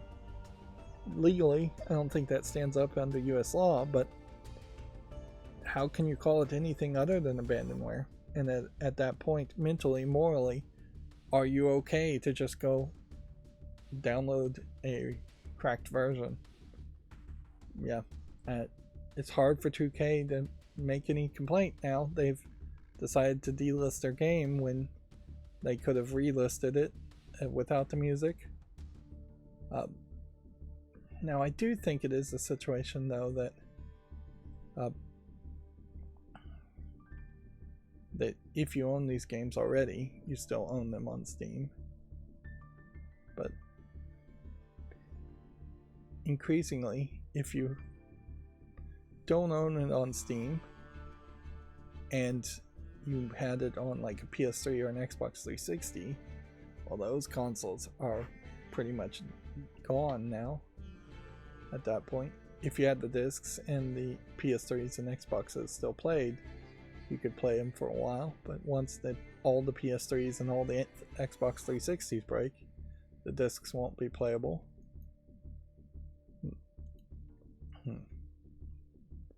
Then what was I trying to mention as far as Binding of Isaac's online alpha update version 1.9.7.1 is available. So they're still working on the alpha for Steam Online with Binding of Isaac, which I guess in the part puts me in a kind of weird position, because I don't know if I could. Well, I do know. There's just no way I'd find 3 other people who would want to play Binding of Isaac online with me.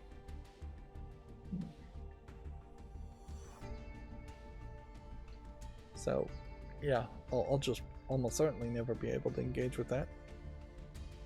Neil Druckmann has confirmed that he has a concept for the 3rd Last of Us game in mind, and that he thinks there will be one more chapter to the story, which, if a Last of Us 3 sold well, they would definitely try and make a Last of Us 4. Like a Dragon Infinite Wells sold 1 million copies in the first week. Just scrolling down my Twitter feed before we go through all the games. I definitely go back and forth as far as, do I think the covering the games and not really talking about the games while looking at them that have come out is better or worse than covering the video game news. Yeah. And I'm just not sure which one is better. They both have kind of major problems, in the sense that if you don't want to see the games that came out on Wednesday, that I'm going to make YouTube shorts on, let's see. Then this section that I'm going through right now is going to be boring if you want to see the news or just hear all the news that comes out. Then you have to sit through this whole section, or skip ahead if you're watching this later. This is an interesting animation style for a visual novel.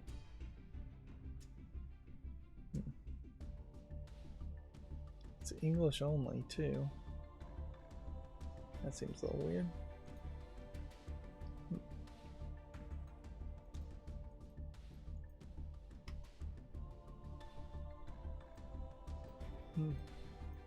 Meanwhile, if I flipped it the other way, the way it was before, and then we talk about news, then it would just be a case of this Black Silk Girl game. It's another one of these games that probably should be in the adult section. And there's entire bundles here that are hidden behind the adult section.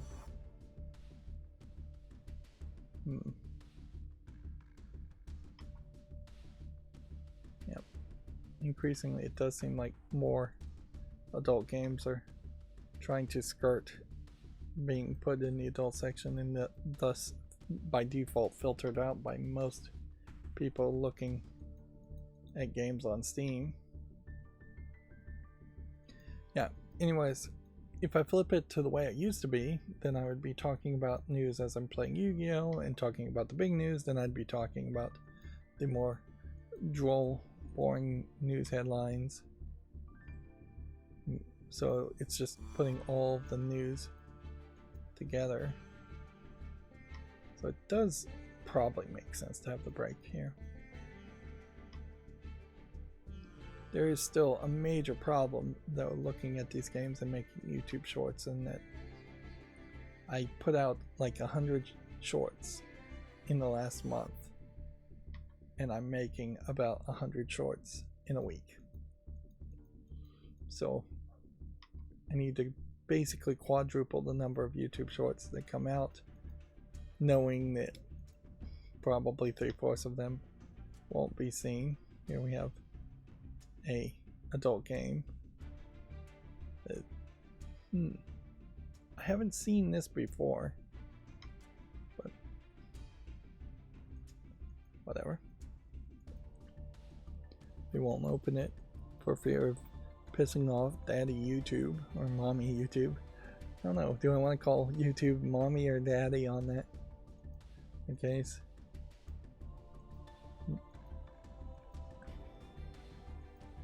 Think we can say no to idle devils.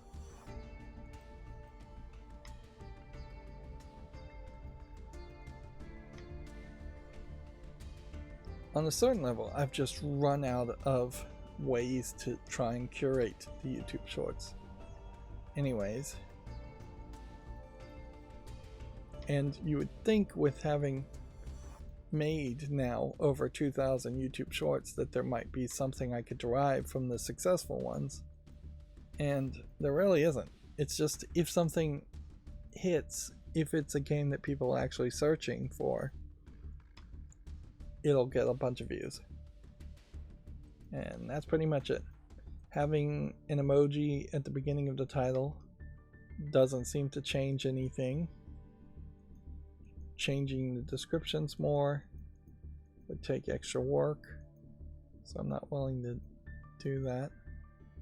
I'm going to put this mixed game on my fall list, but I'm not going to make a short on it just because it's mixed reviewed already and because it doesn't look particularly great as a pinball game.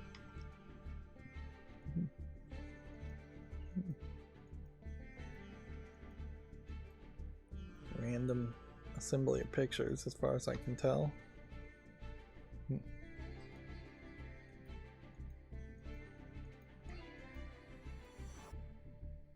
Yeah.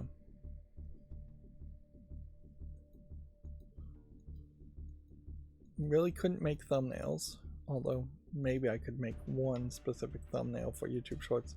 Although I don't think you can put thumbnails on YouTube Shorts anyways. And I'm not going to try and inject a screenshot to make it look like a thumbnail. There is an argument that my YouTube Shorts are too long in being a full minute. It might make sense to try and cut the time down to way less time. Not really knowing how much text would show up when making a YouTube short. There could be instances where it is just too short to read everything and see everything. And inherently, if I do cut the time, then if there's a video at the beginning of a YouTube short, like this video, if I cut this down to 30 seconds, then I would be right about there. Well, no, closer to there. Yeah. So from that point to that point would be the only footage I caught, whereas if I leave it at a minute, I would be to this point, which still is not the full length of the trailer, but if there's something interesting to see in these videos, which I have no way of knowing. So yeah, suffice it to say, I don't think I would be getting rid of or shortening the YouTube shorts. I want my YouTube shorts to actually be helpful. And inherently that is the problem, is that almost all the successful YouTube shorts are just nonsense designed to trick you into watching them over and over again and having the shorts loop over and over again. I'm gonna give this a chance.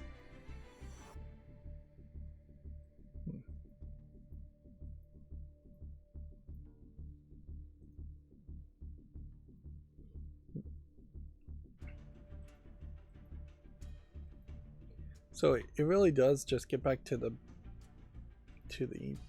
clickbait issue, really. If you want to succeed at YouTube, and this is the #1 advice I think any content creator can tell you, is you gotta clickbait, you gotta cheat, and you've got to create relatively poor quality compared to what you might think you would want to make just to play the game, just to play the system.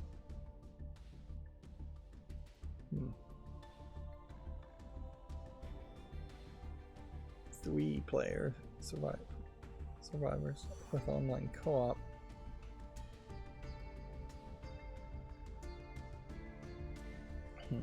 I almost would say yes to this game, but the thumbnail's too simplistic, and every screenshot here is just this character standing in the middle.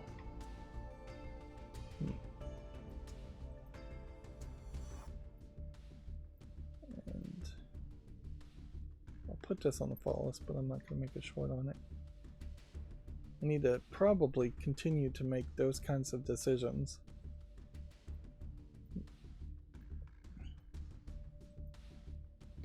The real move, I guess, would probably be to put everything on the follow list, wait until those reviews, then make YouTube shorts on them after the game has already proven itself. But that's not really viable. There's going to be too many games that have no reviews on Steam, and then that would just delay promoting the games and giving them a chance of having views or being bought on Steam.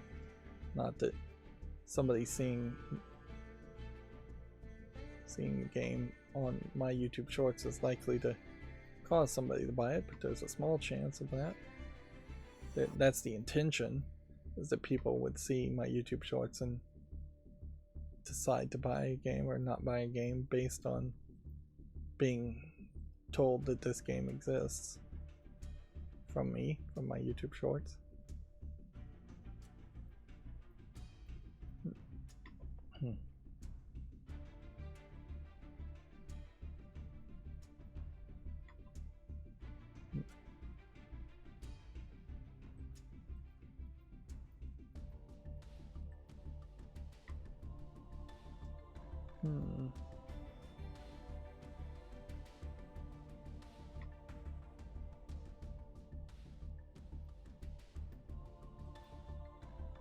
Interesting.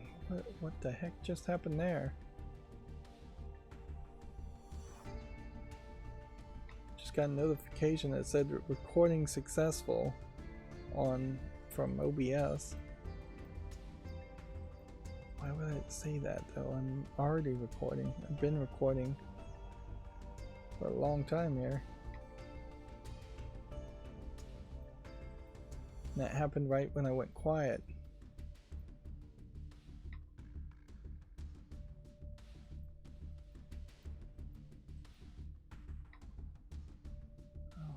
We shall see. Hopefully something terrible isn't going on with my new advanced scene switcher program.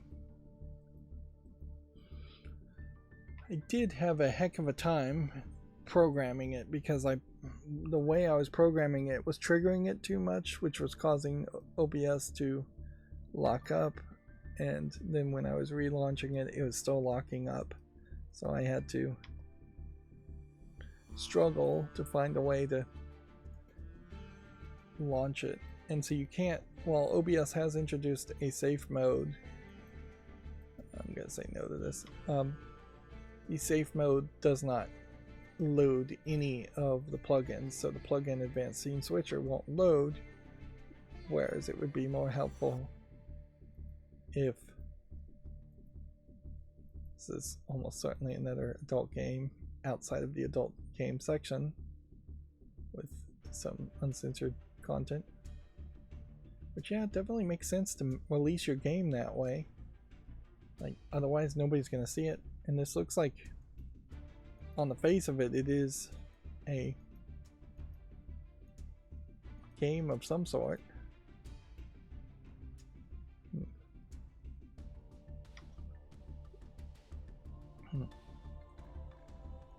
But yeah, ideally, a plugin would still be loaded in safe mode in OBS, but it would be loaded in a safe mode itself. So I could go in there and stop it from launching when I launch normally. Speed crew.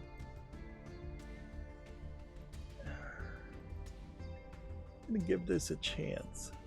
Probably being a little too generous there. But yeah, after fighting with the wrong way of programming it and having it crash multiple times, I eventually got it written in such a way, the code written in such a way so it wouldn't do that.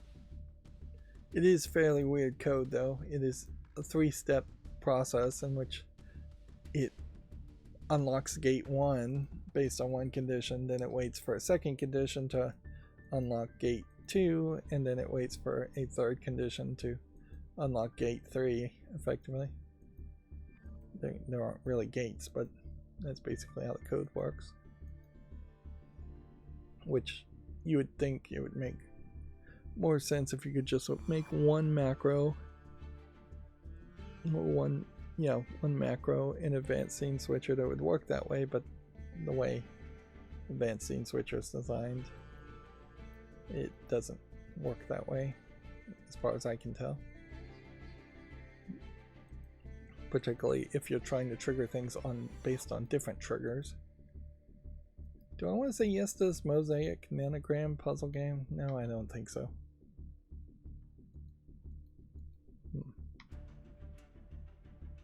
I'm interested. Here's another Memories Off game. It's Japanese only.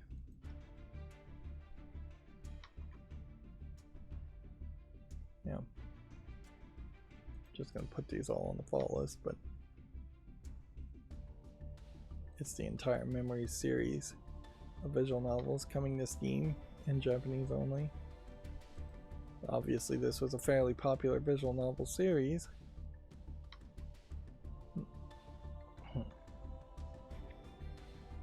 It works with partial support for Xbox and partial for DualShock if you plug it in via USB.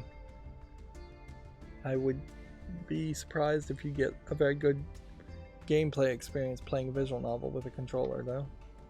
I can see doing it though. It would make some sense if you were just pressing the A button to move the story forward while you're reading. At that point, controller support is not that complicated. Most of these visual novel games don't have any kind of mini games to them at all that would make controllers. This is one of those meme games that's probably late to the party as far as people actually even caring about the meme.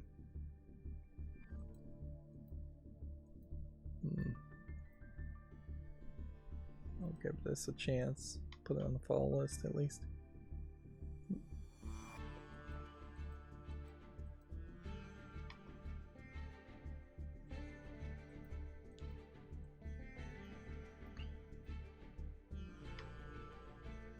I guess at a certain level, clips,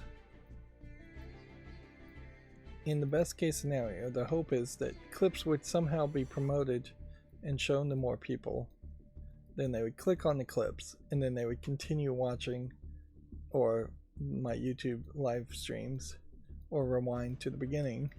But if they did see a clip about me talking about video game news and then they rewound to the beginning, they're going to see me playing Yu-Gi-Oh now, which that's not going to make a lot of sense.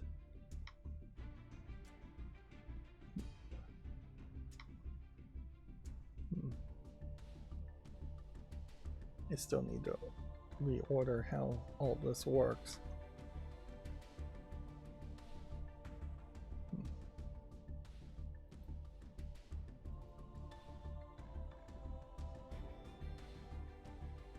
And then the clips are also going to have the scroll happening at the top, which I think I do want the scroll happening at the top.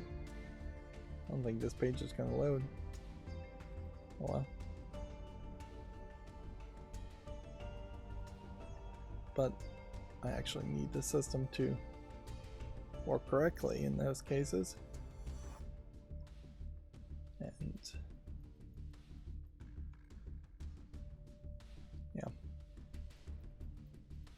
don't think we're quite getting to that yet. Alright, as far as the 24-hour peak, the numbers are going down a little bit for Palworld. I messed with my chart a little bit, and it definitely seemed like there was a pretty high peak of people entering Palworld, but now it seems like they've lost 100,000 in the past couple days as far as consistent all-time players, which doesn't really matter that much. Even if they lost another 300,000 players, they'd still be beating Counter-Strike 2 and Dota 2, both of which are games that have been accused of having massive amounts of bots. And when you look at the numbers, it's probably the case. And the reality of the situation as far as games that you might not expect bots to be in, maybe something like Naraka Blade Point at 228,000 players.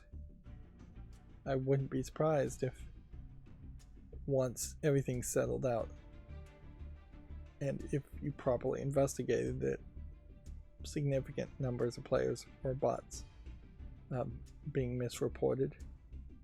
As far as other things on this chart, I don't imagine anything else has changed. The thing you'd look for here, I guess, is Persona 3 Reload. As far as how high has it gotten? It is slightly beaten out the finals, which has lost steam at the 33rd spot, with a peak of 42,122, 112 players. Which this is not a multiplayer game, and it's a Japanese RPG, so it's got a lot going for it. And it's a remake of an old game, and it's a remake of an old game that doesn't have the features that Persona 3 Golden has. So there's a lot of reasons why this number would never really go up any higher.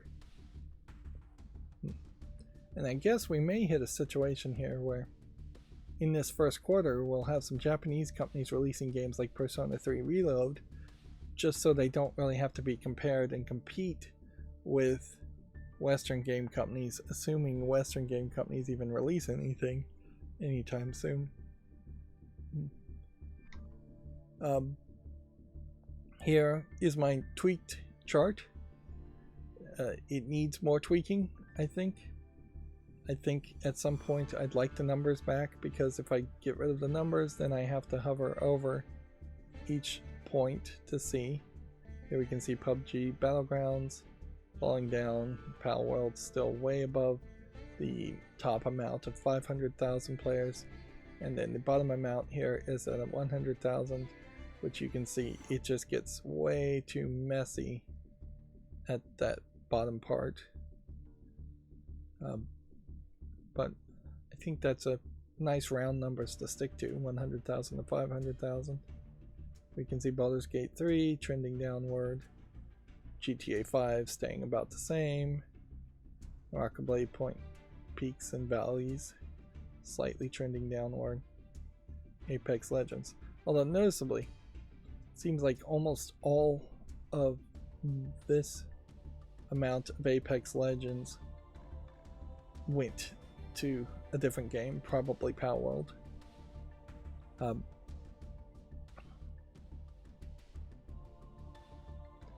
Then we're seeing Rust is popping up with a new peak. What's interesting about these trends is sometimes the peaks are in line, which would make sense if it was just like a Friday or something. But then sometimes some games peak at different times, and I assume those would be updates and things like that. Still not really sure how useful this chart is. I definitely need to limit it so that the numbers are spread apart further. And here we have on Steam, Persona 3 Reload now available with a full page takeover, and we'll play the game of how far do we have to go before we see Palworld again. If anything, I feel like this is a great example. We found it on the front page when we cycled around. I think Steam's front page is probably the best handled front page for any storefront. Although, in fairness, I don't really look at any other storefront, so I am just talking nonsense there without any facts. But yeah, I think if Palworld was on the Epic Games Store, you definitely would see Palworld just getting shoved down your throat over and over again on the front page, where they are fairly conservative with many days in which Palworld is not being mentioned at all. Here we have Suicide Squad, Kill the Justice League, which interestingly is mostly positive, 76% positive. So despite mainstream video game journalism having very negative things to say about it, the audience seems to be there so far at 76%. Not great numbers by any means, but positive nonetheless. I feel like this game should be on my wish list.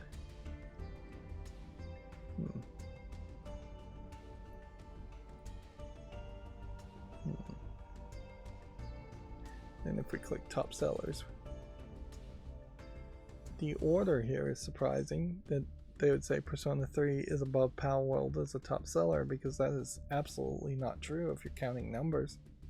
But Persona 3 is overwhelmingly positive at 97% with 1,500 reviewers, where Palworld is very positive with only 169,000 reviewers.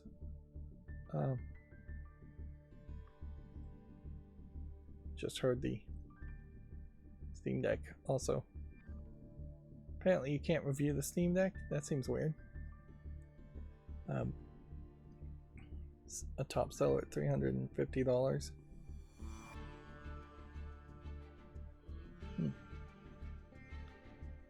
I think that's all I want to talk about. I also heard some thunder, so I want to rush here. Okay, so now is the time. We will try to flatly read these headline articles, and as I flatly read them, those potentially will end up as clips. And it looks like we've got the banner crawl at the top correct. So let's give this a go. Now, again, this is something I will have to train myself with. I can't take anytime I make a side comment, there'll be a problem there. Anytime I stutter or misspeak, that'll just show up in the clip.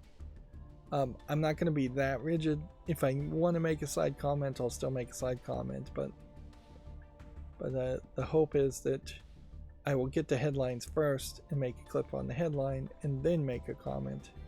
That would be the right way to make a clip. Unfortunately, it is going to be a case here that most of the clips that get made, if this works, are going to just be me reading the headline, then saying nothing else at all.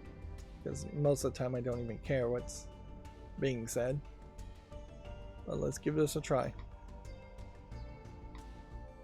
EA addresses FC24's mistake, which saw thousands of players given £700 Messi card or character, I assume. The bug caused many more players to receive the Team of the Year Lionel Messi. Which, are they going to give it back? Or take it away?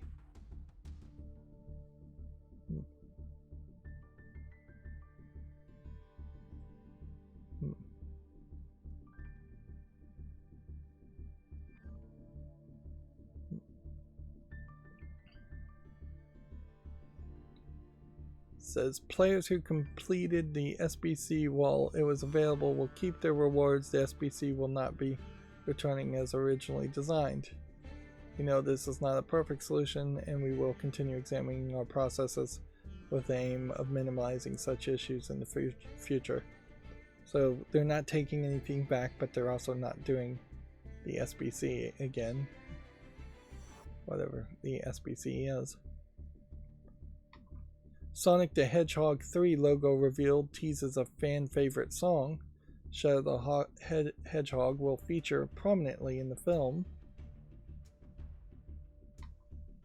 Nintendo hacker Gary Bowser says the sentence is a warning to others. Doug Bowser was released from prison in 2023, which, no duh, obviously it was a attempt to scare off other hackers. Obviously, but isn't that the case for any criminal penalty? And if you've lobbied or made the laws to be in your benefit, aren't you, as a corporation or even as an individual, likely to use the laws in those ways? I don't want to get deep into remembering what he actually hacked. If I recall correctly, I think Gary Bowser was like the spokesman for Team Executor and actually really didn't do any of the hacking. And I think he actually is mentally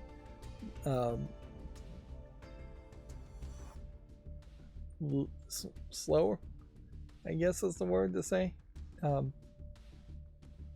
so I think they definitely chose him as a soft target, as an easy target to take down, and definitely tried to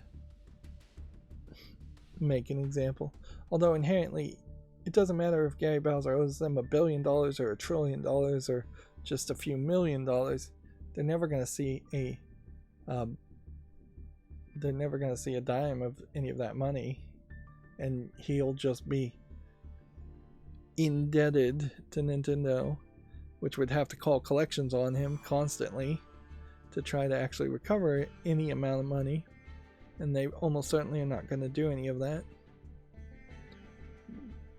The crazy part about the story of Gary Bowser was the fact that they managed to get him thrown in jail for what should have been very much a civil crime, where they could have sued him and gotten money from him. That they shouldn't be able to put people in prison. Debtors' prisons in the United States are not supposed to be a thing, although there are many scenarios where it works out that way, one way or the other anyways. Moving on.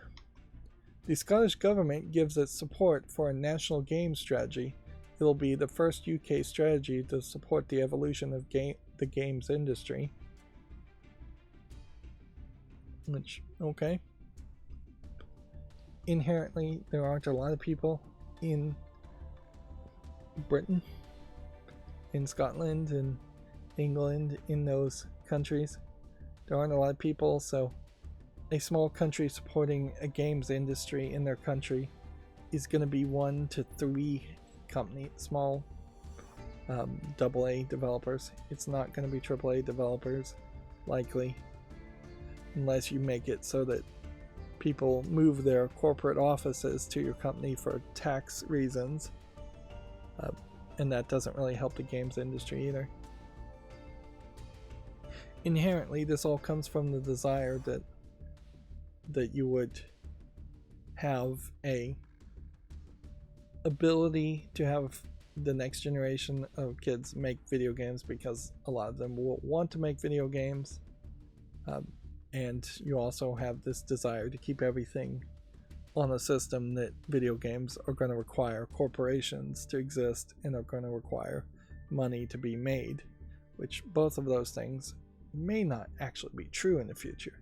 It may very well be the case that where it would make a lot more sense to just, instead of establishing support for a national game strategy, to instead just implement universal basic income and an education policy that teaches kids who want to make games how to make games for their own reasons, for their own fun, to self-publish if they want to try and sell things.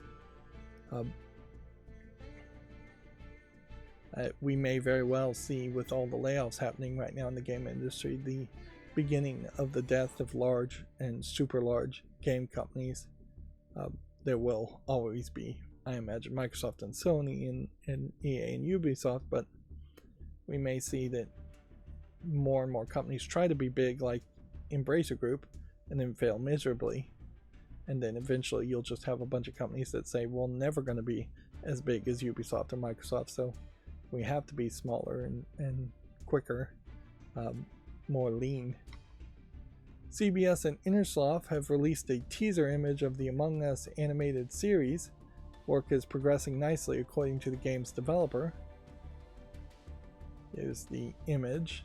It says we're dead, and I tried to figure out what the part covered in blood was supposed to be here. I would have thought it would have said like stranded, but I don't know what word could be DEAD could end that way. Other than undead. So, yeah. Can't think of a word there.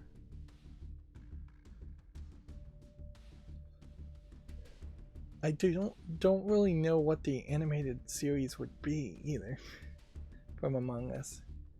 Unless it's just going to be like short 4 comic type jokes, or comic strip type jokes, where it's like a 5-minute thing where the punchline is that one of the Among Us people are always the intruder, and the intruder always gets killed or doesn't kill somebody else.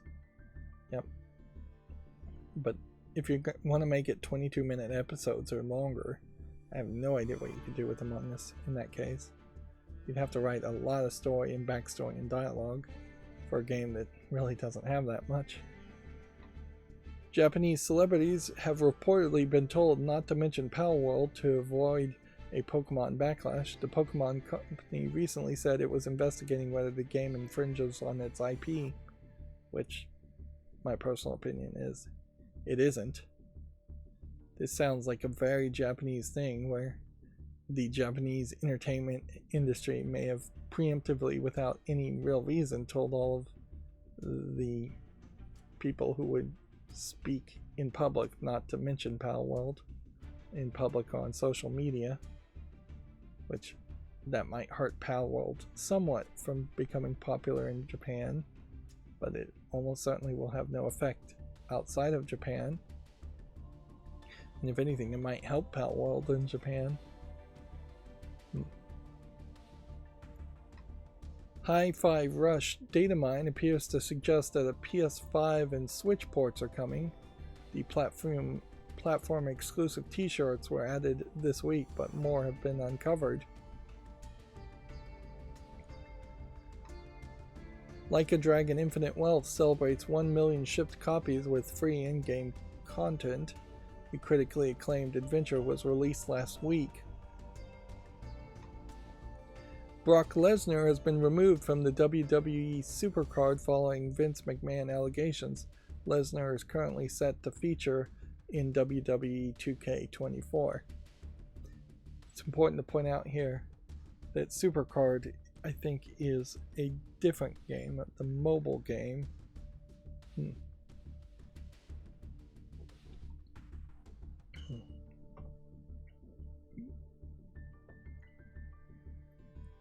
Yeah, the mobile game WWE Supercard. I said felt like this was a cuckold situation with Vince McMahon and Brock Lesnar being involved too. But honestly, when I thought about it some more, I don't think it is a cuckold situation as much as it is just a like-to-watch situation. Not even a voyeurism situation. It's just a threesome situation, or foursome or more. It would only be a cuckold situation if Vince McMahon's wife was involved, which I haven't heard anything saying that's the case. She was in the room while Vince McMahon was sitting in the corner watching other wrestlers degrade and have sex with a lady. That would be potentially a cuckold situation. And there is a large amount of role play, I think, too, that you have to get into for cuckoldry situations, too. I will applaud Video Game Chronicle for naming the accuser, Janelle Grant, too, since everybody else is getting named.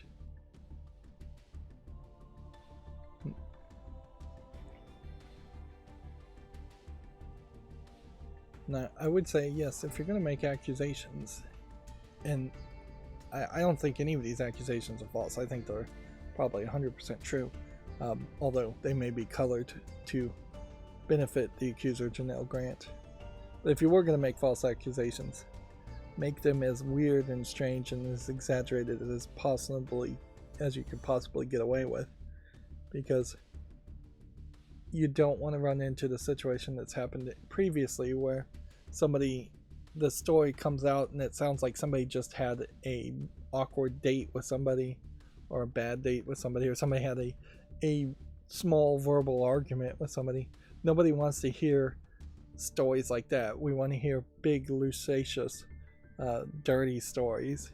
Yeah, if you're going to make those kinds of big accusations,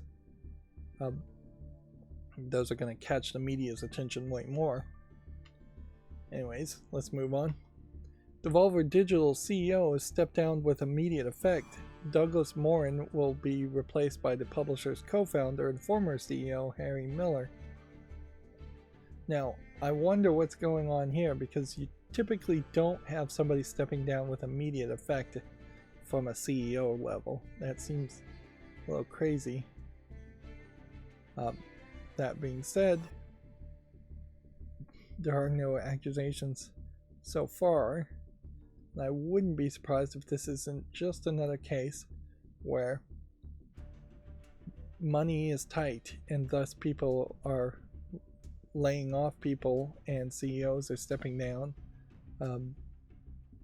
to jump ship effectively, since the game industry is not probably doing anywhere as good as it wanted to, and it's having to come to terms to admit that.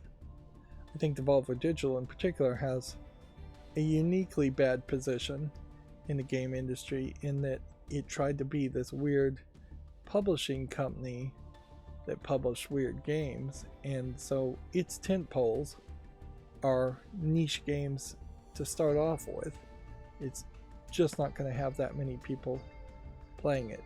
Its most recent game, Cult of the Lamb, yeah, just the name alone, there's going to be a large percentage of people who aren't going to want to play a game called Cult of the Lamb. The art styles are going to turn off some people here. And then looking at all these pictures, I can't actually name any of these other games at all.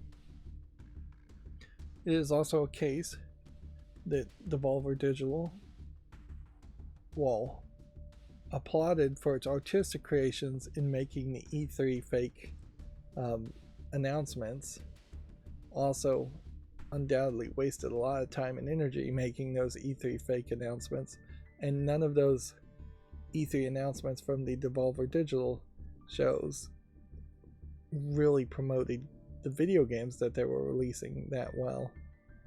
So had they just done simplistic press releases instead and spent the same amount of time and money and energy on making more games, or making publishing deals with other game developers, they would have been better off in the long run.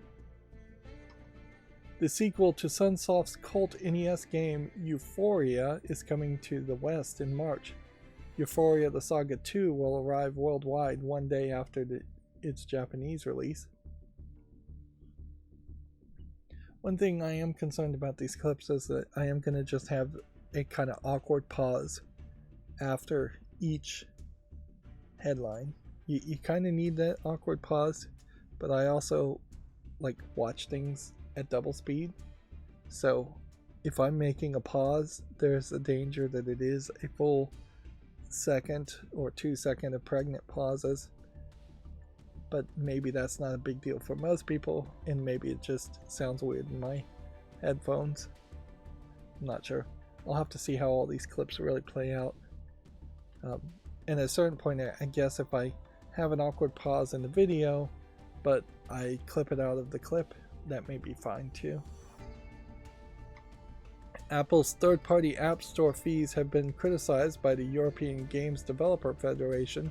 The group says it's highly disappointed in what it calls an anti-competitive fee structure. February's, quote, free games with Amazon Prime Gaming have been confirmed. Subscribers will be able to claim 7 games free this month and stream 10 more on Amazon Luna. I'm a little surprised that they didn't shut down Amazon Luna at this point. And see, there, I closed the tab and I messed up the clip. Supermassive Games co-founders have left the company. Pete and Joe Samuels have stepped down to cheer from the sidelines. Yeah, right. They're jumping ship. They don't want to be involved with Supermassive, as Supermassive potentially gets pushed to make more and more content that could be turned into movies later. Either that, or they want to be more involved in the movie development of Until Dawn. There is something certainly to be said about being unable to name any of these games. These are all different games, I'm pretty sure. But they're all in that same anthology series of horror games that just blended together and lost its impact by coming out too close to each other and just not really being special.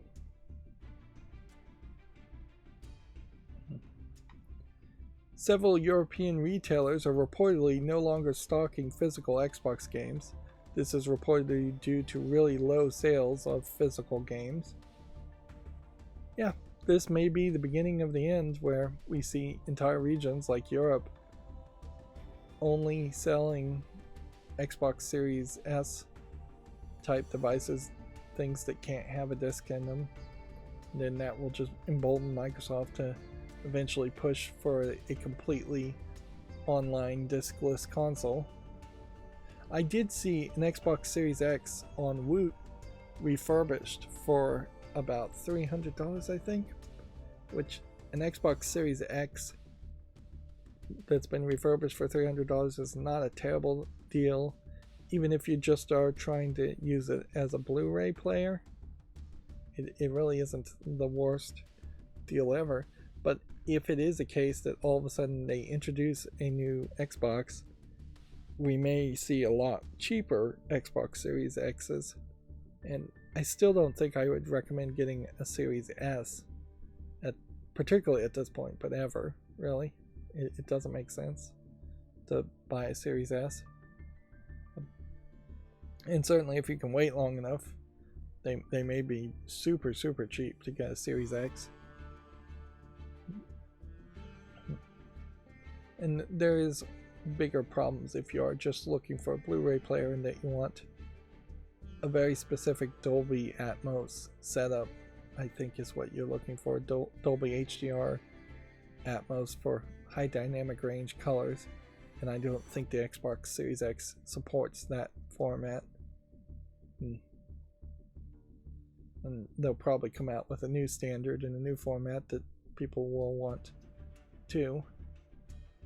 Above that would then push you to buy another Blu-ray player, 4K UHD type player. Devil May Cry 3 Special Edition and Devil May Cry 4 have been delisted from Steam. Capcom has yet to explain why the games have been removed. Now in that case, I closed one tab, then I closed the next tab fairly quickly, and so maybe that was too fast, and maybe this clip won't work. There's also a great argument to be made here. For every news story, if there's a clip, is that just way too many clips? Or is it the right amount of clips? I mean, technically it would be the right amount of clips if each one is its own headline, but and that it may just be way too many, and I wouldn't be surprised if YouTube tells me I can only make 20 or 30 clips in a stream. As for Devil May Cry games, I'm pretty sure they've been delisted for music rights reasons. It's either that's the case, or it's a case that Capcom, has decided to take Devil May Cry in a completely different direction, which that would be crazy. You could delist the games and then release a newer version, but wouldn't you announce the newer version first before delisting the games if that's what you were going to do? Yeah. Almost certainly it's a music rights issue. Alan Wake 2 Update 1.15 adds chapter select and turns down scares.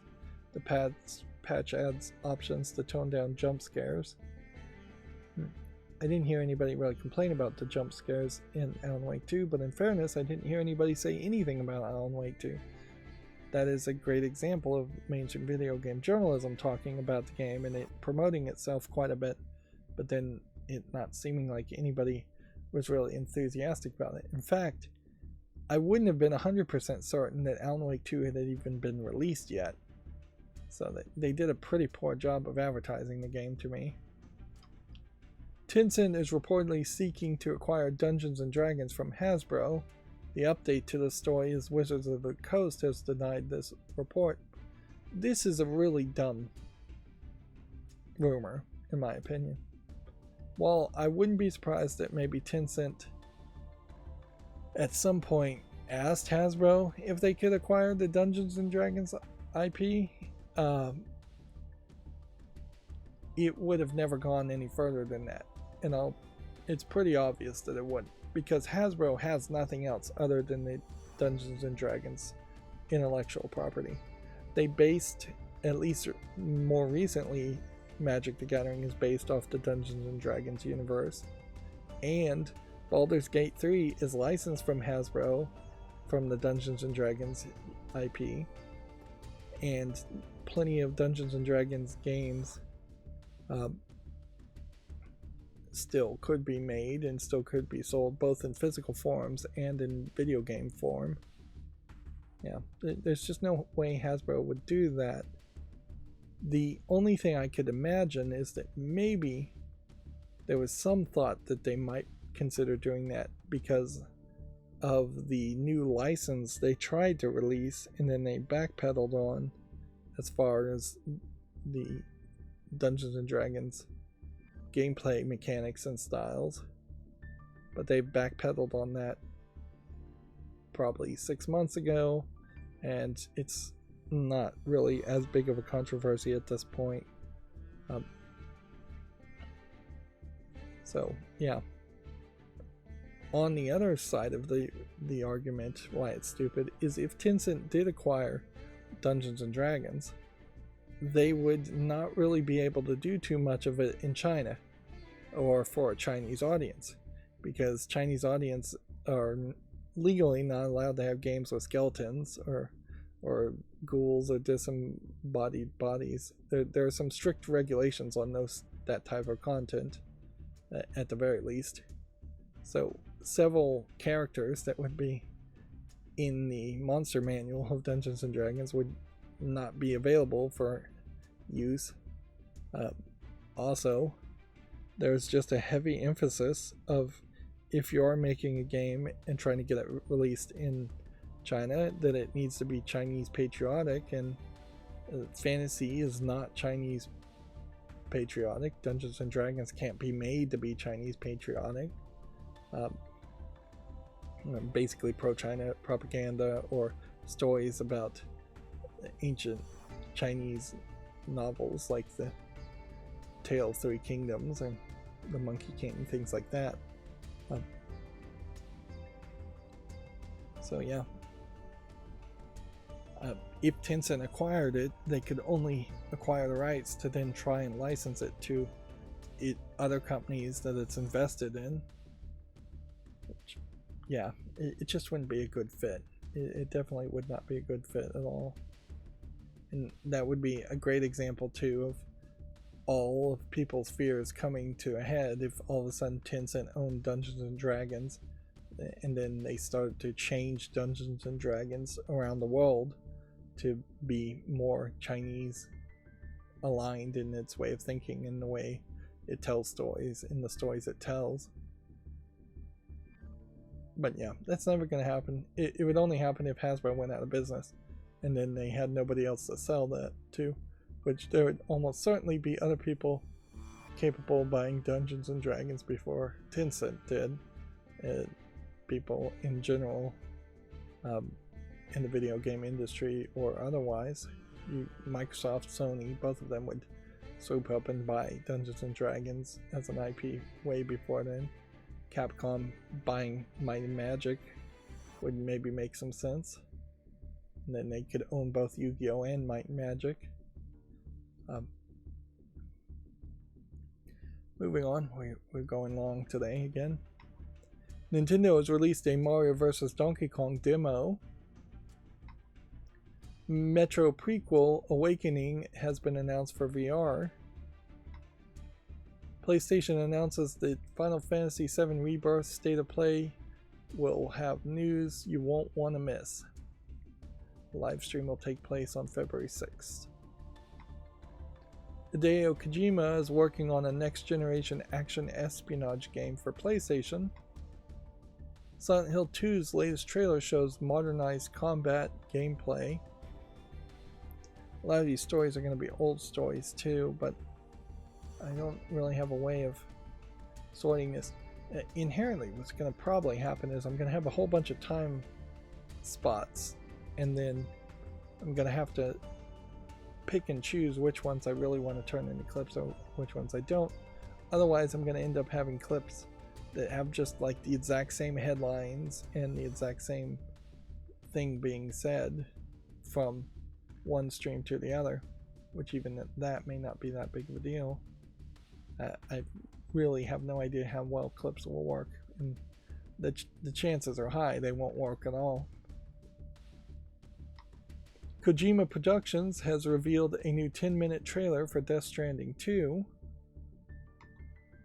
BioShock creator Ken Levine premieres a new trailer for Judas. Until Dawn's PC and PS5 ports have officially been confirmed. Rise of the Ronin gets a new gameplay video. Konami has released free-to-play PS5 game called Silent Hill: The Short Message. Sonic X Shadow Generations is coming this year with a new story campaign. Stellar Blade gets a new trailer and release date.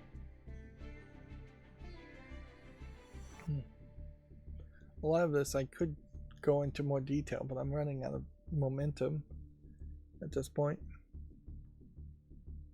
Inherently, the way I do this, clips for Video Games Chronicles will also always trump clips from Gematsu or GameDeveloper.com. And yeah, that's going to be an interesting issue too.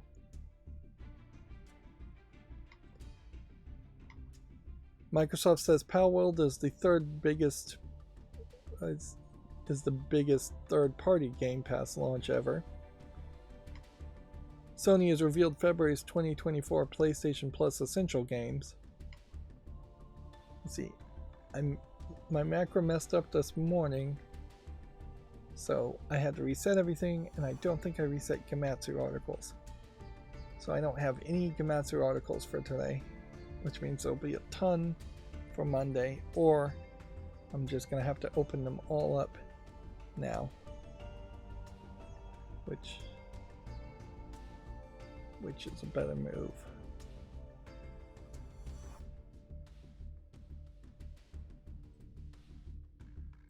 Let's just open them all up now.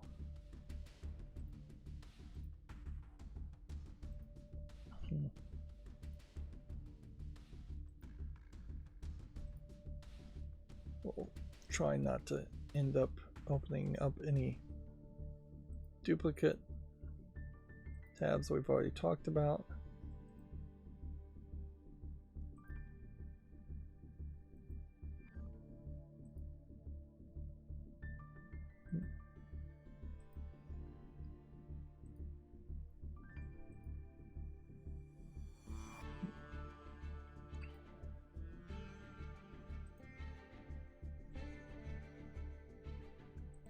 Anything from one day ago should be something we haven't covered before.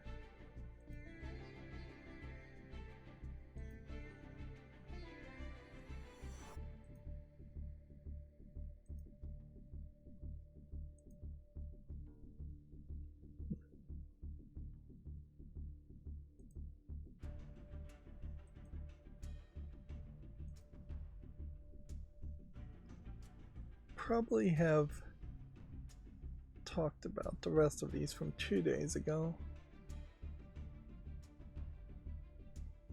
Let me just scroll down here and see if there's anything I really feel needs to be talked about. No.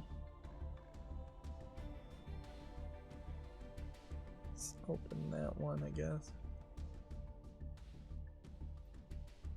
Open that one.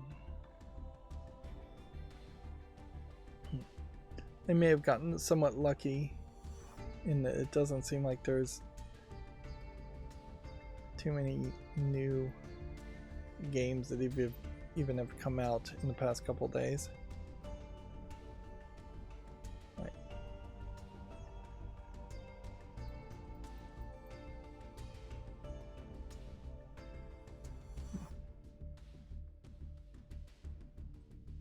Of course, my tabs are all going to be broken now.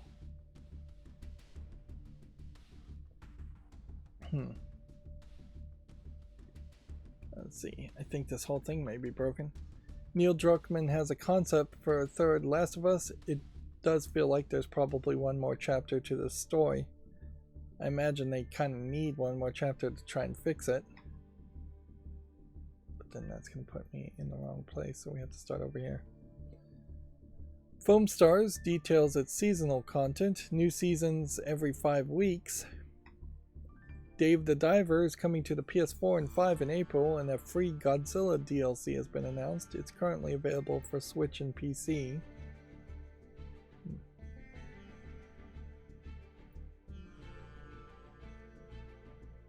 Let's see if we can find the DLC here. As far as Godzilla content, not yet. So I'm not going to make a YouTube short on a game that's already pretty well known until the DLC is available. Sony Interactive Entertainment and Kojima Productions announced an action espionage game called Fizzant. Production to begin after the Death Stranding 2. Final Fantasy VII Rebirth State of Play is set for February 6th. Square Enix will be sharing new gameplay details along with exciting news.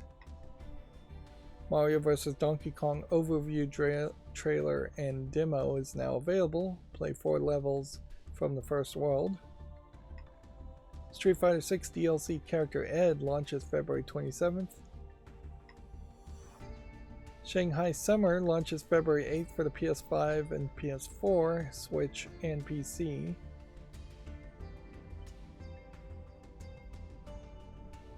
Pop this one out and put this on the fall list.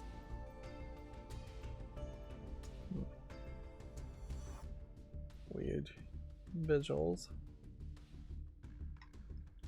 JP Game announces cutting-edge RPG for adults called Shala, set in a majestic world inspired by 1001 Nights.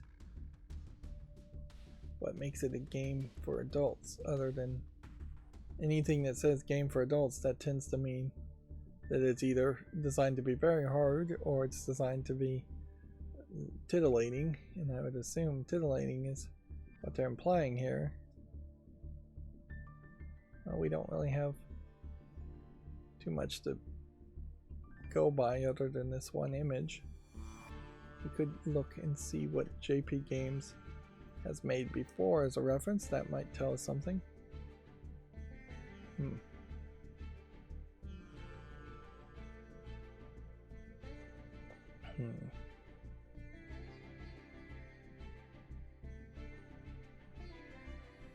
Yeah, they don't really have anything. This was JP Games was established from a couple people who left Square Enix 5 years ago. So Shala might be a pretty big Square Enix Final Fantasy type game. Megaton Musashi W Wired Deluxe Edition has been detailed. It includes several limited edition and bonus contents. Does this one have a Steam link? Though. Yeah, they made a mistake calling the computers that they tried to sell the Steam Link. Although not that many people remember the Steam Link existed. Cards RPG The Misty Battlefield launches May 23rd. Physical edition pre-orders open February 7th in Japan. This one does have a Steam Link. They are definitely trying to promote this game pretty highly. I'm not really sure it's going to succeed. And I'm not sure if this is going to be like some free-to-play game with in-app purchases, or if it's going to become a pay full product. I do think Valve is actually working on their website here as far as listing DualShock controllers USB only, DualSense controllers USB only.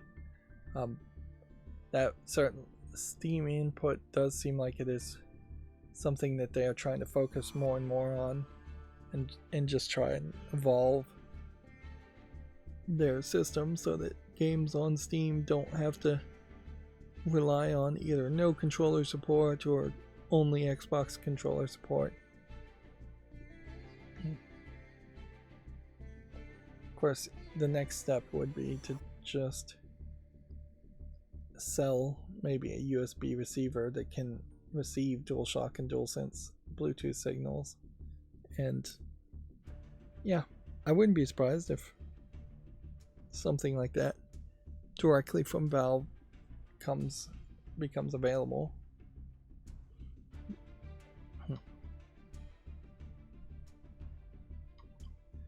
The Famitsu sales from the 22nd to the 28th have been updated. Let's see, Like a Dragon Infinite Wealth is in the #1 spot for the PS5. And then Shearing the Wanderer is in the #2 spot for the Nintendo Switch. And then Like a Dragon for PS4 is in the #3 spot. Taking up, for the first time in probably, I would say, nearly a year, more PlayStation sales in the top 5. Or frankly, more PlayStation sales in the top 20 than we've seen ever in the past year. Apollo Justice Ace Attorney Trilogy is in the 8th spot. Now, notably, there aren't really any new Nintendo Switch games coming out right now, so this might be the time where the next Nintendo console starts to get announced. Yeah, because I doubt they have too many more games that they would want to release for the Switch without announcing the new console. You have Toho Luna Nights way down in the 26th spot for Nintendo Switch, and PS4 version of Ace Attorney. Hardware sales are still very high lifetime wise, but PlayStation 5 is outselling it. And I do think the Nintendo Switch 2, or whatever it's called, could easily eat the lunch of the PlayStation 5 if Nintendo does roll it out fairly quickly. And yeah, now would be the time to do it, really. Like, you've already missed Christmas, so announce it, get it out for summer, and see if you can convince parents to buy new consoles for kids during their summer break instead of waiting till Christmas. You could release it in smaller quantities and have some artificial scarcity, certainly, in summer, and then try and scale up for Christmas. Moving on. Avoid Hope launches February 29th. Something is wrong in the city. This is a PC and Switch game.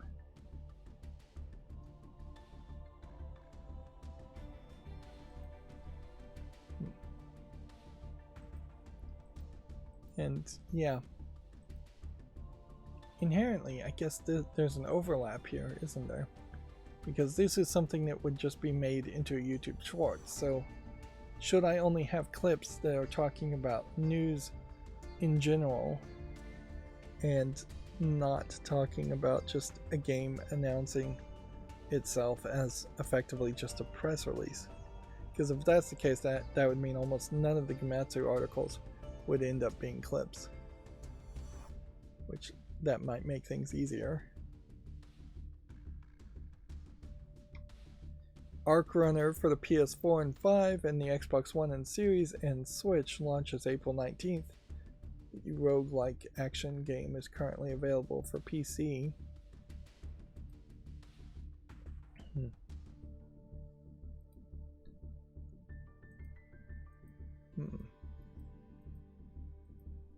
When did this get released? A while ago. Yeah, for some reason I didn't say yes to it. Probably because I don't think I really want to play a game like this. It's mostly positive at 73%. I'm gonna leave this on the fall list and think about it some more. Lightyear Frontier launches in early access on March 19th.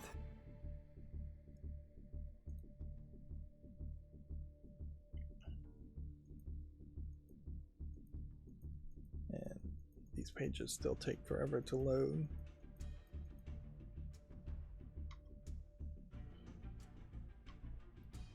The Thaumaturge Quest trailer is available, a 7-minute showcase of the quest To Dust You Shall Return.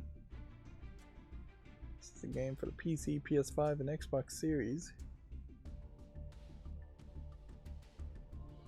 This was a weird named game. Let's see, it's coming out on the 20th of February. Devolver Digital and Renee Rother announced a third-person puzzle shooter called Children of the Sun for PC. Demo available now. Third-person puzzle shooter. Yeah, I heard some weird descriptors of what this game was, that it was like part Killer 7 in part, and then they mentioned 3 other games.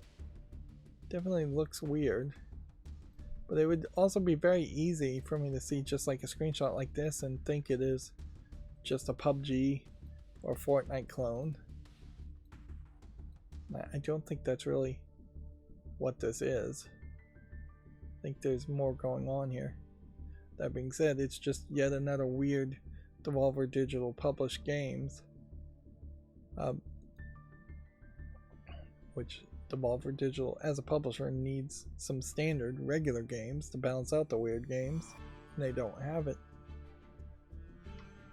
Resident Evil 4 Gold Edition has been announced, due out February 9th. I'd assume that this means I'm probably going to get a slightly better deal, discount-wise, to buy the Gold Edition of Resident Evil 4 Remake than had I bought the game when it originally came out. That being said, had I bought the game when it originally came out, maybe there would have been more people willing to watch me play the game.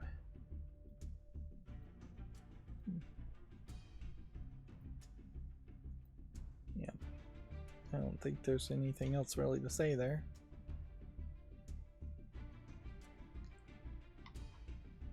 Tengoku Struggle Strayside launches April 4th in the West. First run copies include exclusive set of 6 character cards. I have no idea what this game is, though. And apparently it's a young maiden otome visual novel. which would explain quite a bit. And it's for the Switch only. Blazing Strike launches this summer, 2D fighter game inspired by classic arcade fighting game series.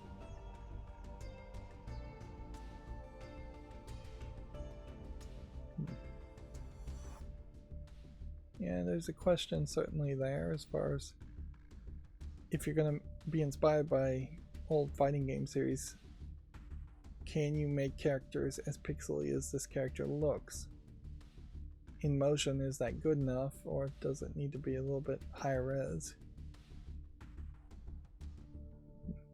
There's no Steam link here. Nope. Not yet. Tokyo Xanadu EX Plus for Switch is coming to the West in June. Thwart the legions of Eclipse and ensure the protection of peace.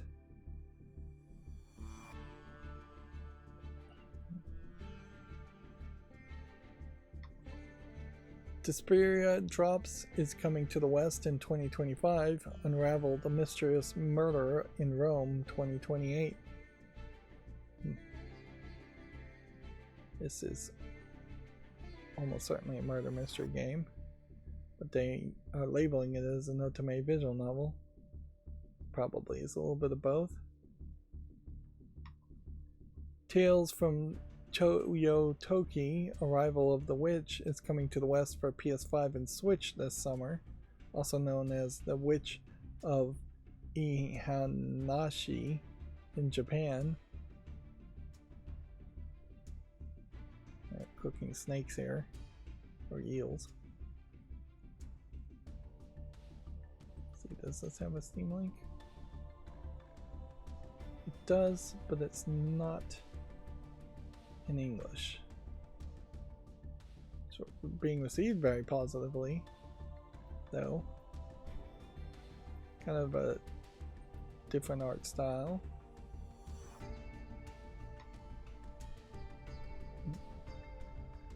If it's coming to the West, it almost certainly will get an English translation on Steam at some point. Virche Evermore Epic Lycross is coming to the West this fall. Return to the Island of Arpeggio. Yeah, this is yet another otome visual novel. Almost certainly all from Access Games as the publisher, if I was to guess. Seems like it's going to be Switch only.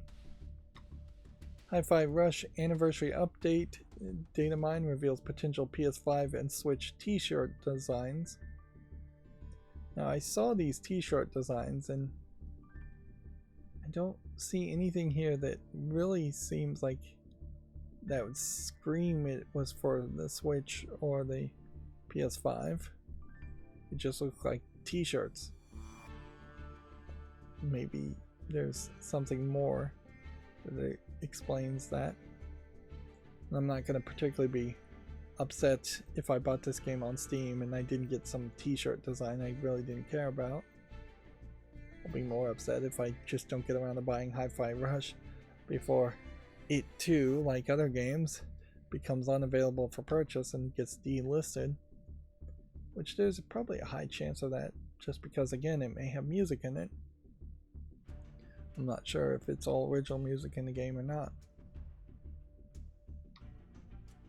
Evotinction's first public demo launches February 5th for PC. Go hands-on with hack and stealth game from Spikeware Games. Yeah.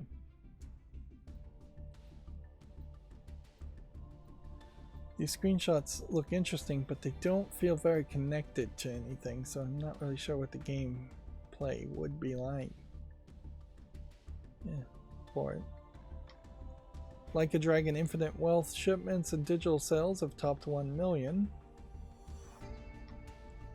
Phantom Blade Zero Year of the Dragon sequel trailer Rain and Blood is available to view on Gamatsu.com. Shinjuku Soumi has been delayed to April 12th and has an opening movie. Opening theme song Promise Courage, sung by Rydo. Yeah, struggled on that one. Ys Memories, The Oath of Felgahana, is coming to the PS4 and 5 on May 23rd in Japan. Life by You Early Access has been delayed to June 4th. Okay. So, what this is going, that seemed to be pretty good on trying to make clips and reading the headlines. It did feel like in doing that, maybe I skipped over some meandering I might have had in a more natural flow I might have had talking about the news a little bit. As I went through the news, there definitely are some things from Gematsu that probably don't justify being a clip. Like when you have a game that is Japanese only coming out in Japan, particularly if I'm limited in the number of clips, it would make a lot of sense to skip over those clips. Otherwise, I think I would tend to want to have more Gematsu clips over GameDeveloper.com, so maybe it makes more sense to do Gematsu before Game Developer anyways. And certainly it's going to be fairly weird as far as GameDeveloper.com articles. Almost none of these are really going to be at a level of quality that I'd want to make a clip around them. But then I am still very much in the case where I don't know what value clips are going to have or how they're going to work out. So all I can really do is experiment with everything and see what people respond to, and everything will just be in flux.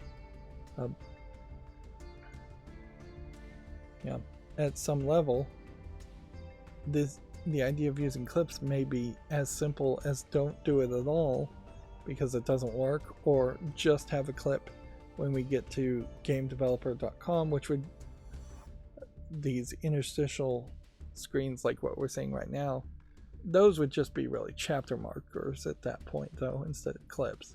Clips should be actually saying something, even if I am just reading the headlines there. Let's go through GameDeveloper.com and then we'll be done for today. Survey from GameDeveloper.com says live service games are on the rise, but dev teams struggle to keep up. Plenty of service on hand, which I don't even know what that headline means. Like a Dragon Infinite Wealth sells 1 million copies in its first week. Konami's video games and its Pilates studios are ticking over nicely. Metal Gear Solid, Yu-Gi-Oh! Pilates studios, Konami has the lot. Inherently, this is what I imagine Konami will try to focus on, is have their Pilates studios, their gyms, and anything other than video games that they can possibly invest their company in. They're going to try and make those succeed a lot more now that, for the most part, COVID is gone in Japan, and they definitely want more money for doing less, and getting gym memberships is probably as big of a scam in Japan as it is in the United States, where you are doing very minimal work for a monthly reoccurring income. At which point, if Konami can neglect video games, they will neglect video games.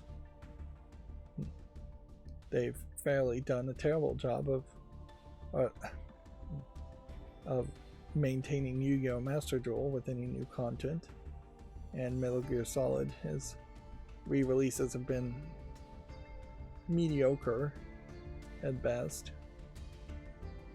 And there's a real question as to whether they have any real ambition as far as making a new AAA style game in any series.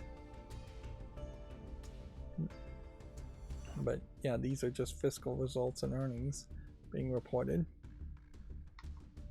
Meta lost $16.1 billion on its big metaverse bet during 2023. Reality Labs continues to lose billions each quarter, and Meta now expects those losses to increase meaningfully year over year. which really highlights that there just should not be any more investment from Meta into the metaverse. But yeah, they I think pot committed far too much. Unless they can get rid of the guy in charge of Facebook and the guy in charge of Meta, then I imagine you could do some big changes there. And honestly, the Facebook algorithm feels like it's getting worse and worse too, as far as what it's shoving in people's feeds. I'm getting like ads for Facebook dating, so I guess that's something that they're trying to promote, and I couldn't imagine trying to date anybody through Facebook, through a system like that. That sounds like a nightmare. Moving on. Sake of America layoffs will hit organized staff hard. Union worked to lessen the impact. We talked about that before. Immortals of Avium's director thinks it suffered from launching at $70. Inkle partners with Google on a new game. Inkle's The Forever Labyrinth puts players in a narrative roguelike that's instantly playable on the browser and at no cost. Eventually, I think we will get to a lot of mobile games in particular working that way, where it is just some HTML5, HTML6, HTML7, whenever they get to HTML6 and 7 content. That being said, I can't help but suspect that there will be loading always, and it can't be that complicated. Looking at these images, this is simplistic 2D rendering that's happening here, not anything close to the kind of 3D models that you tend to see in video games. Oh. Moving on, I guess. Devil May Cry 4 and Devil May Cry 3 Special Edition have been suddenly delisted from Steam. Supermassive Games appoints a new CEO and bids farewell to the co-founders after 15 years. Co-founders Joe and Pete Samuels have left the Until Dawn and Dark Pictures anthology developer. Oh, the co-founders here must be related, or it must be a weird coincidence that they're both last name Samuels.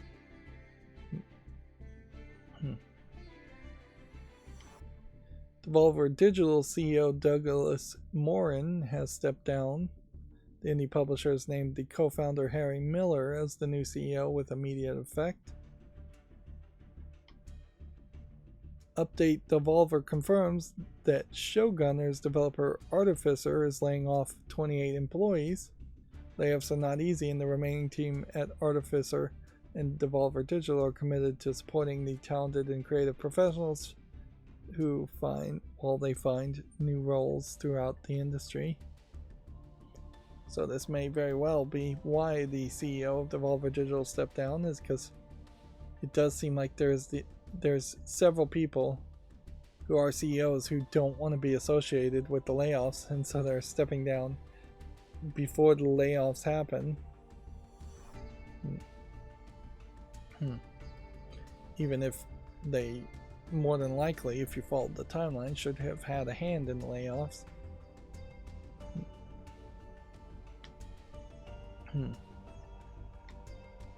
Let's see. Austin Wintory, Troy Baker celebrate iconic game music in the GDC 2024 main stage concert.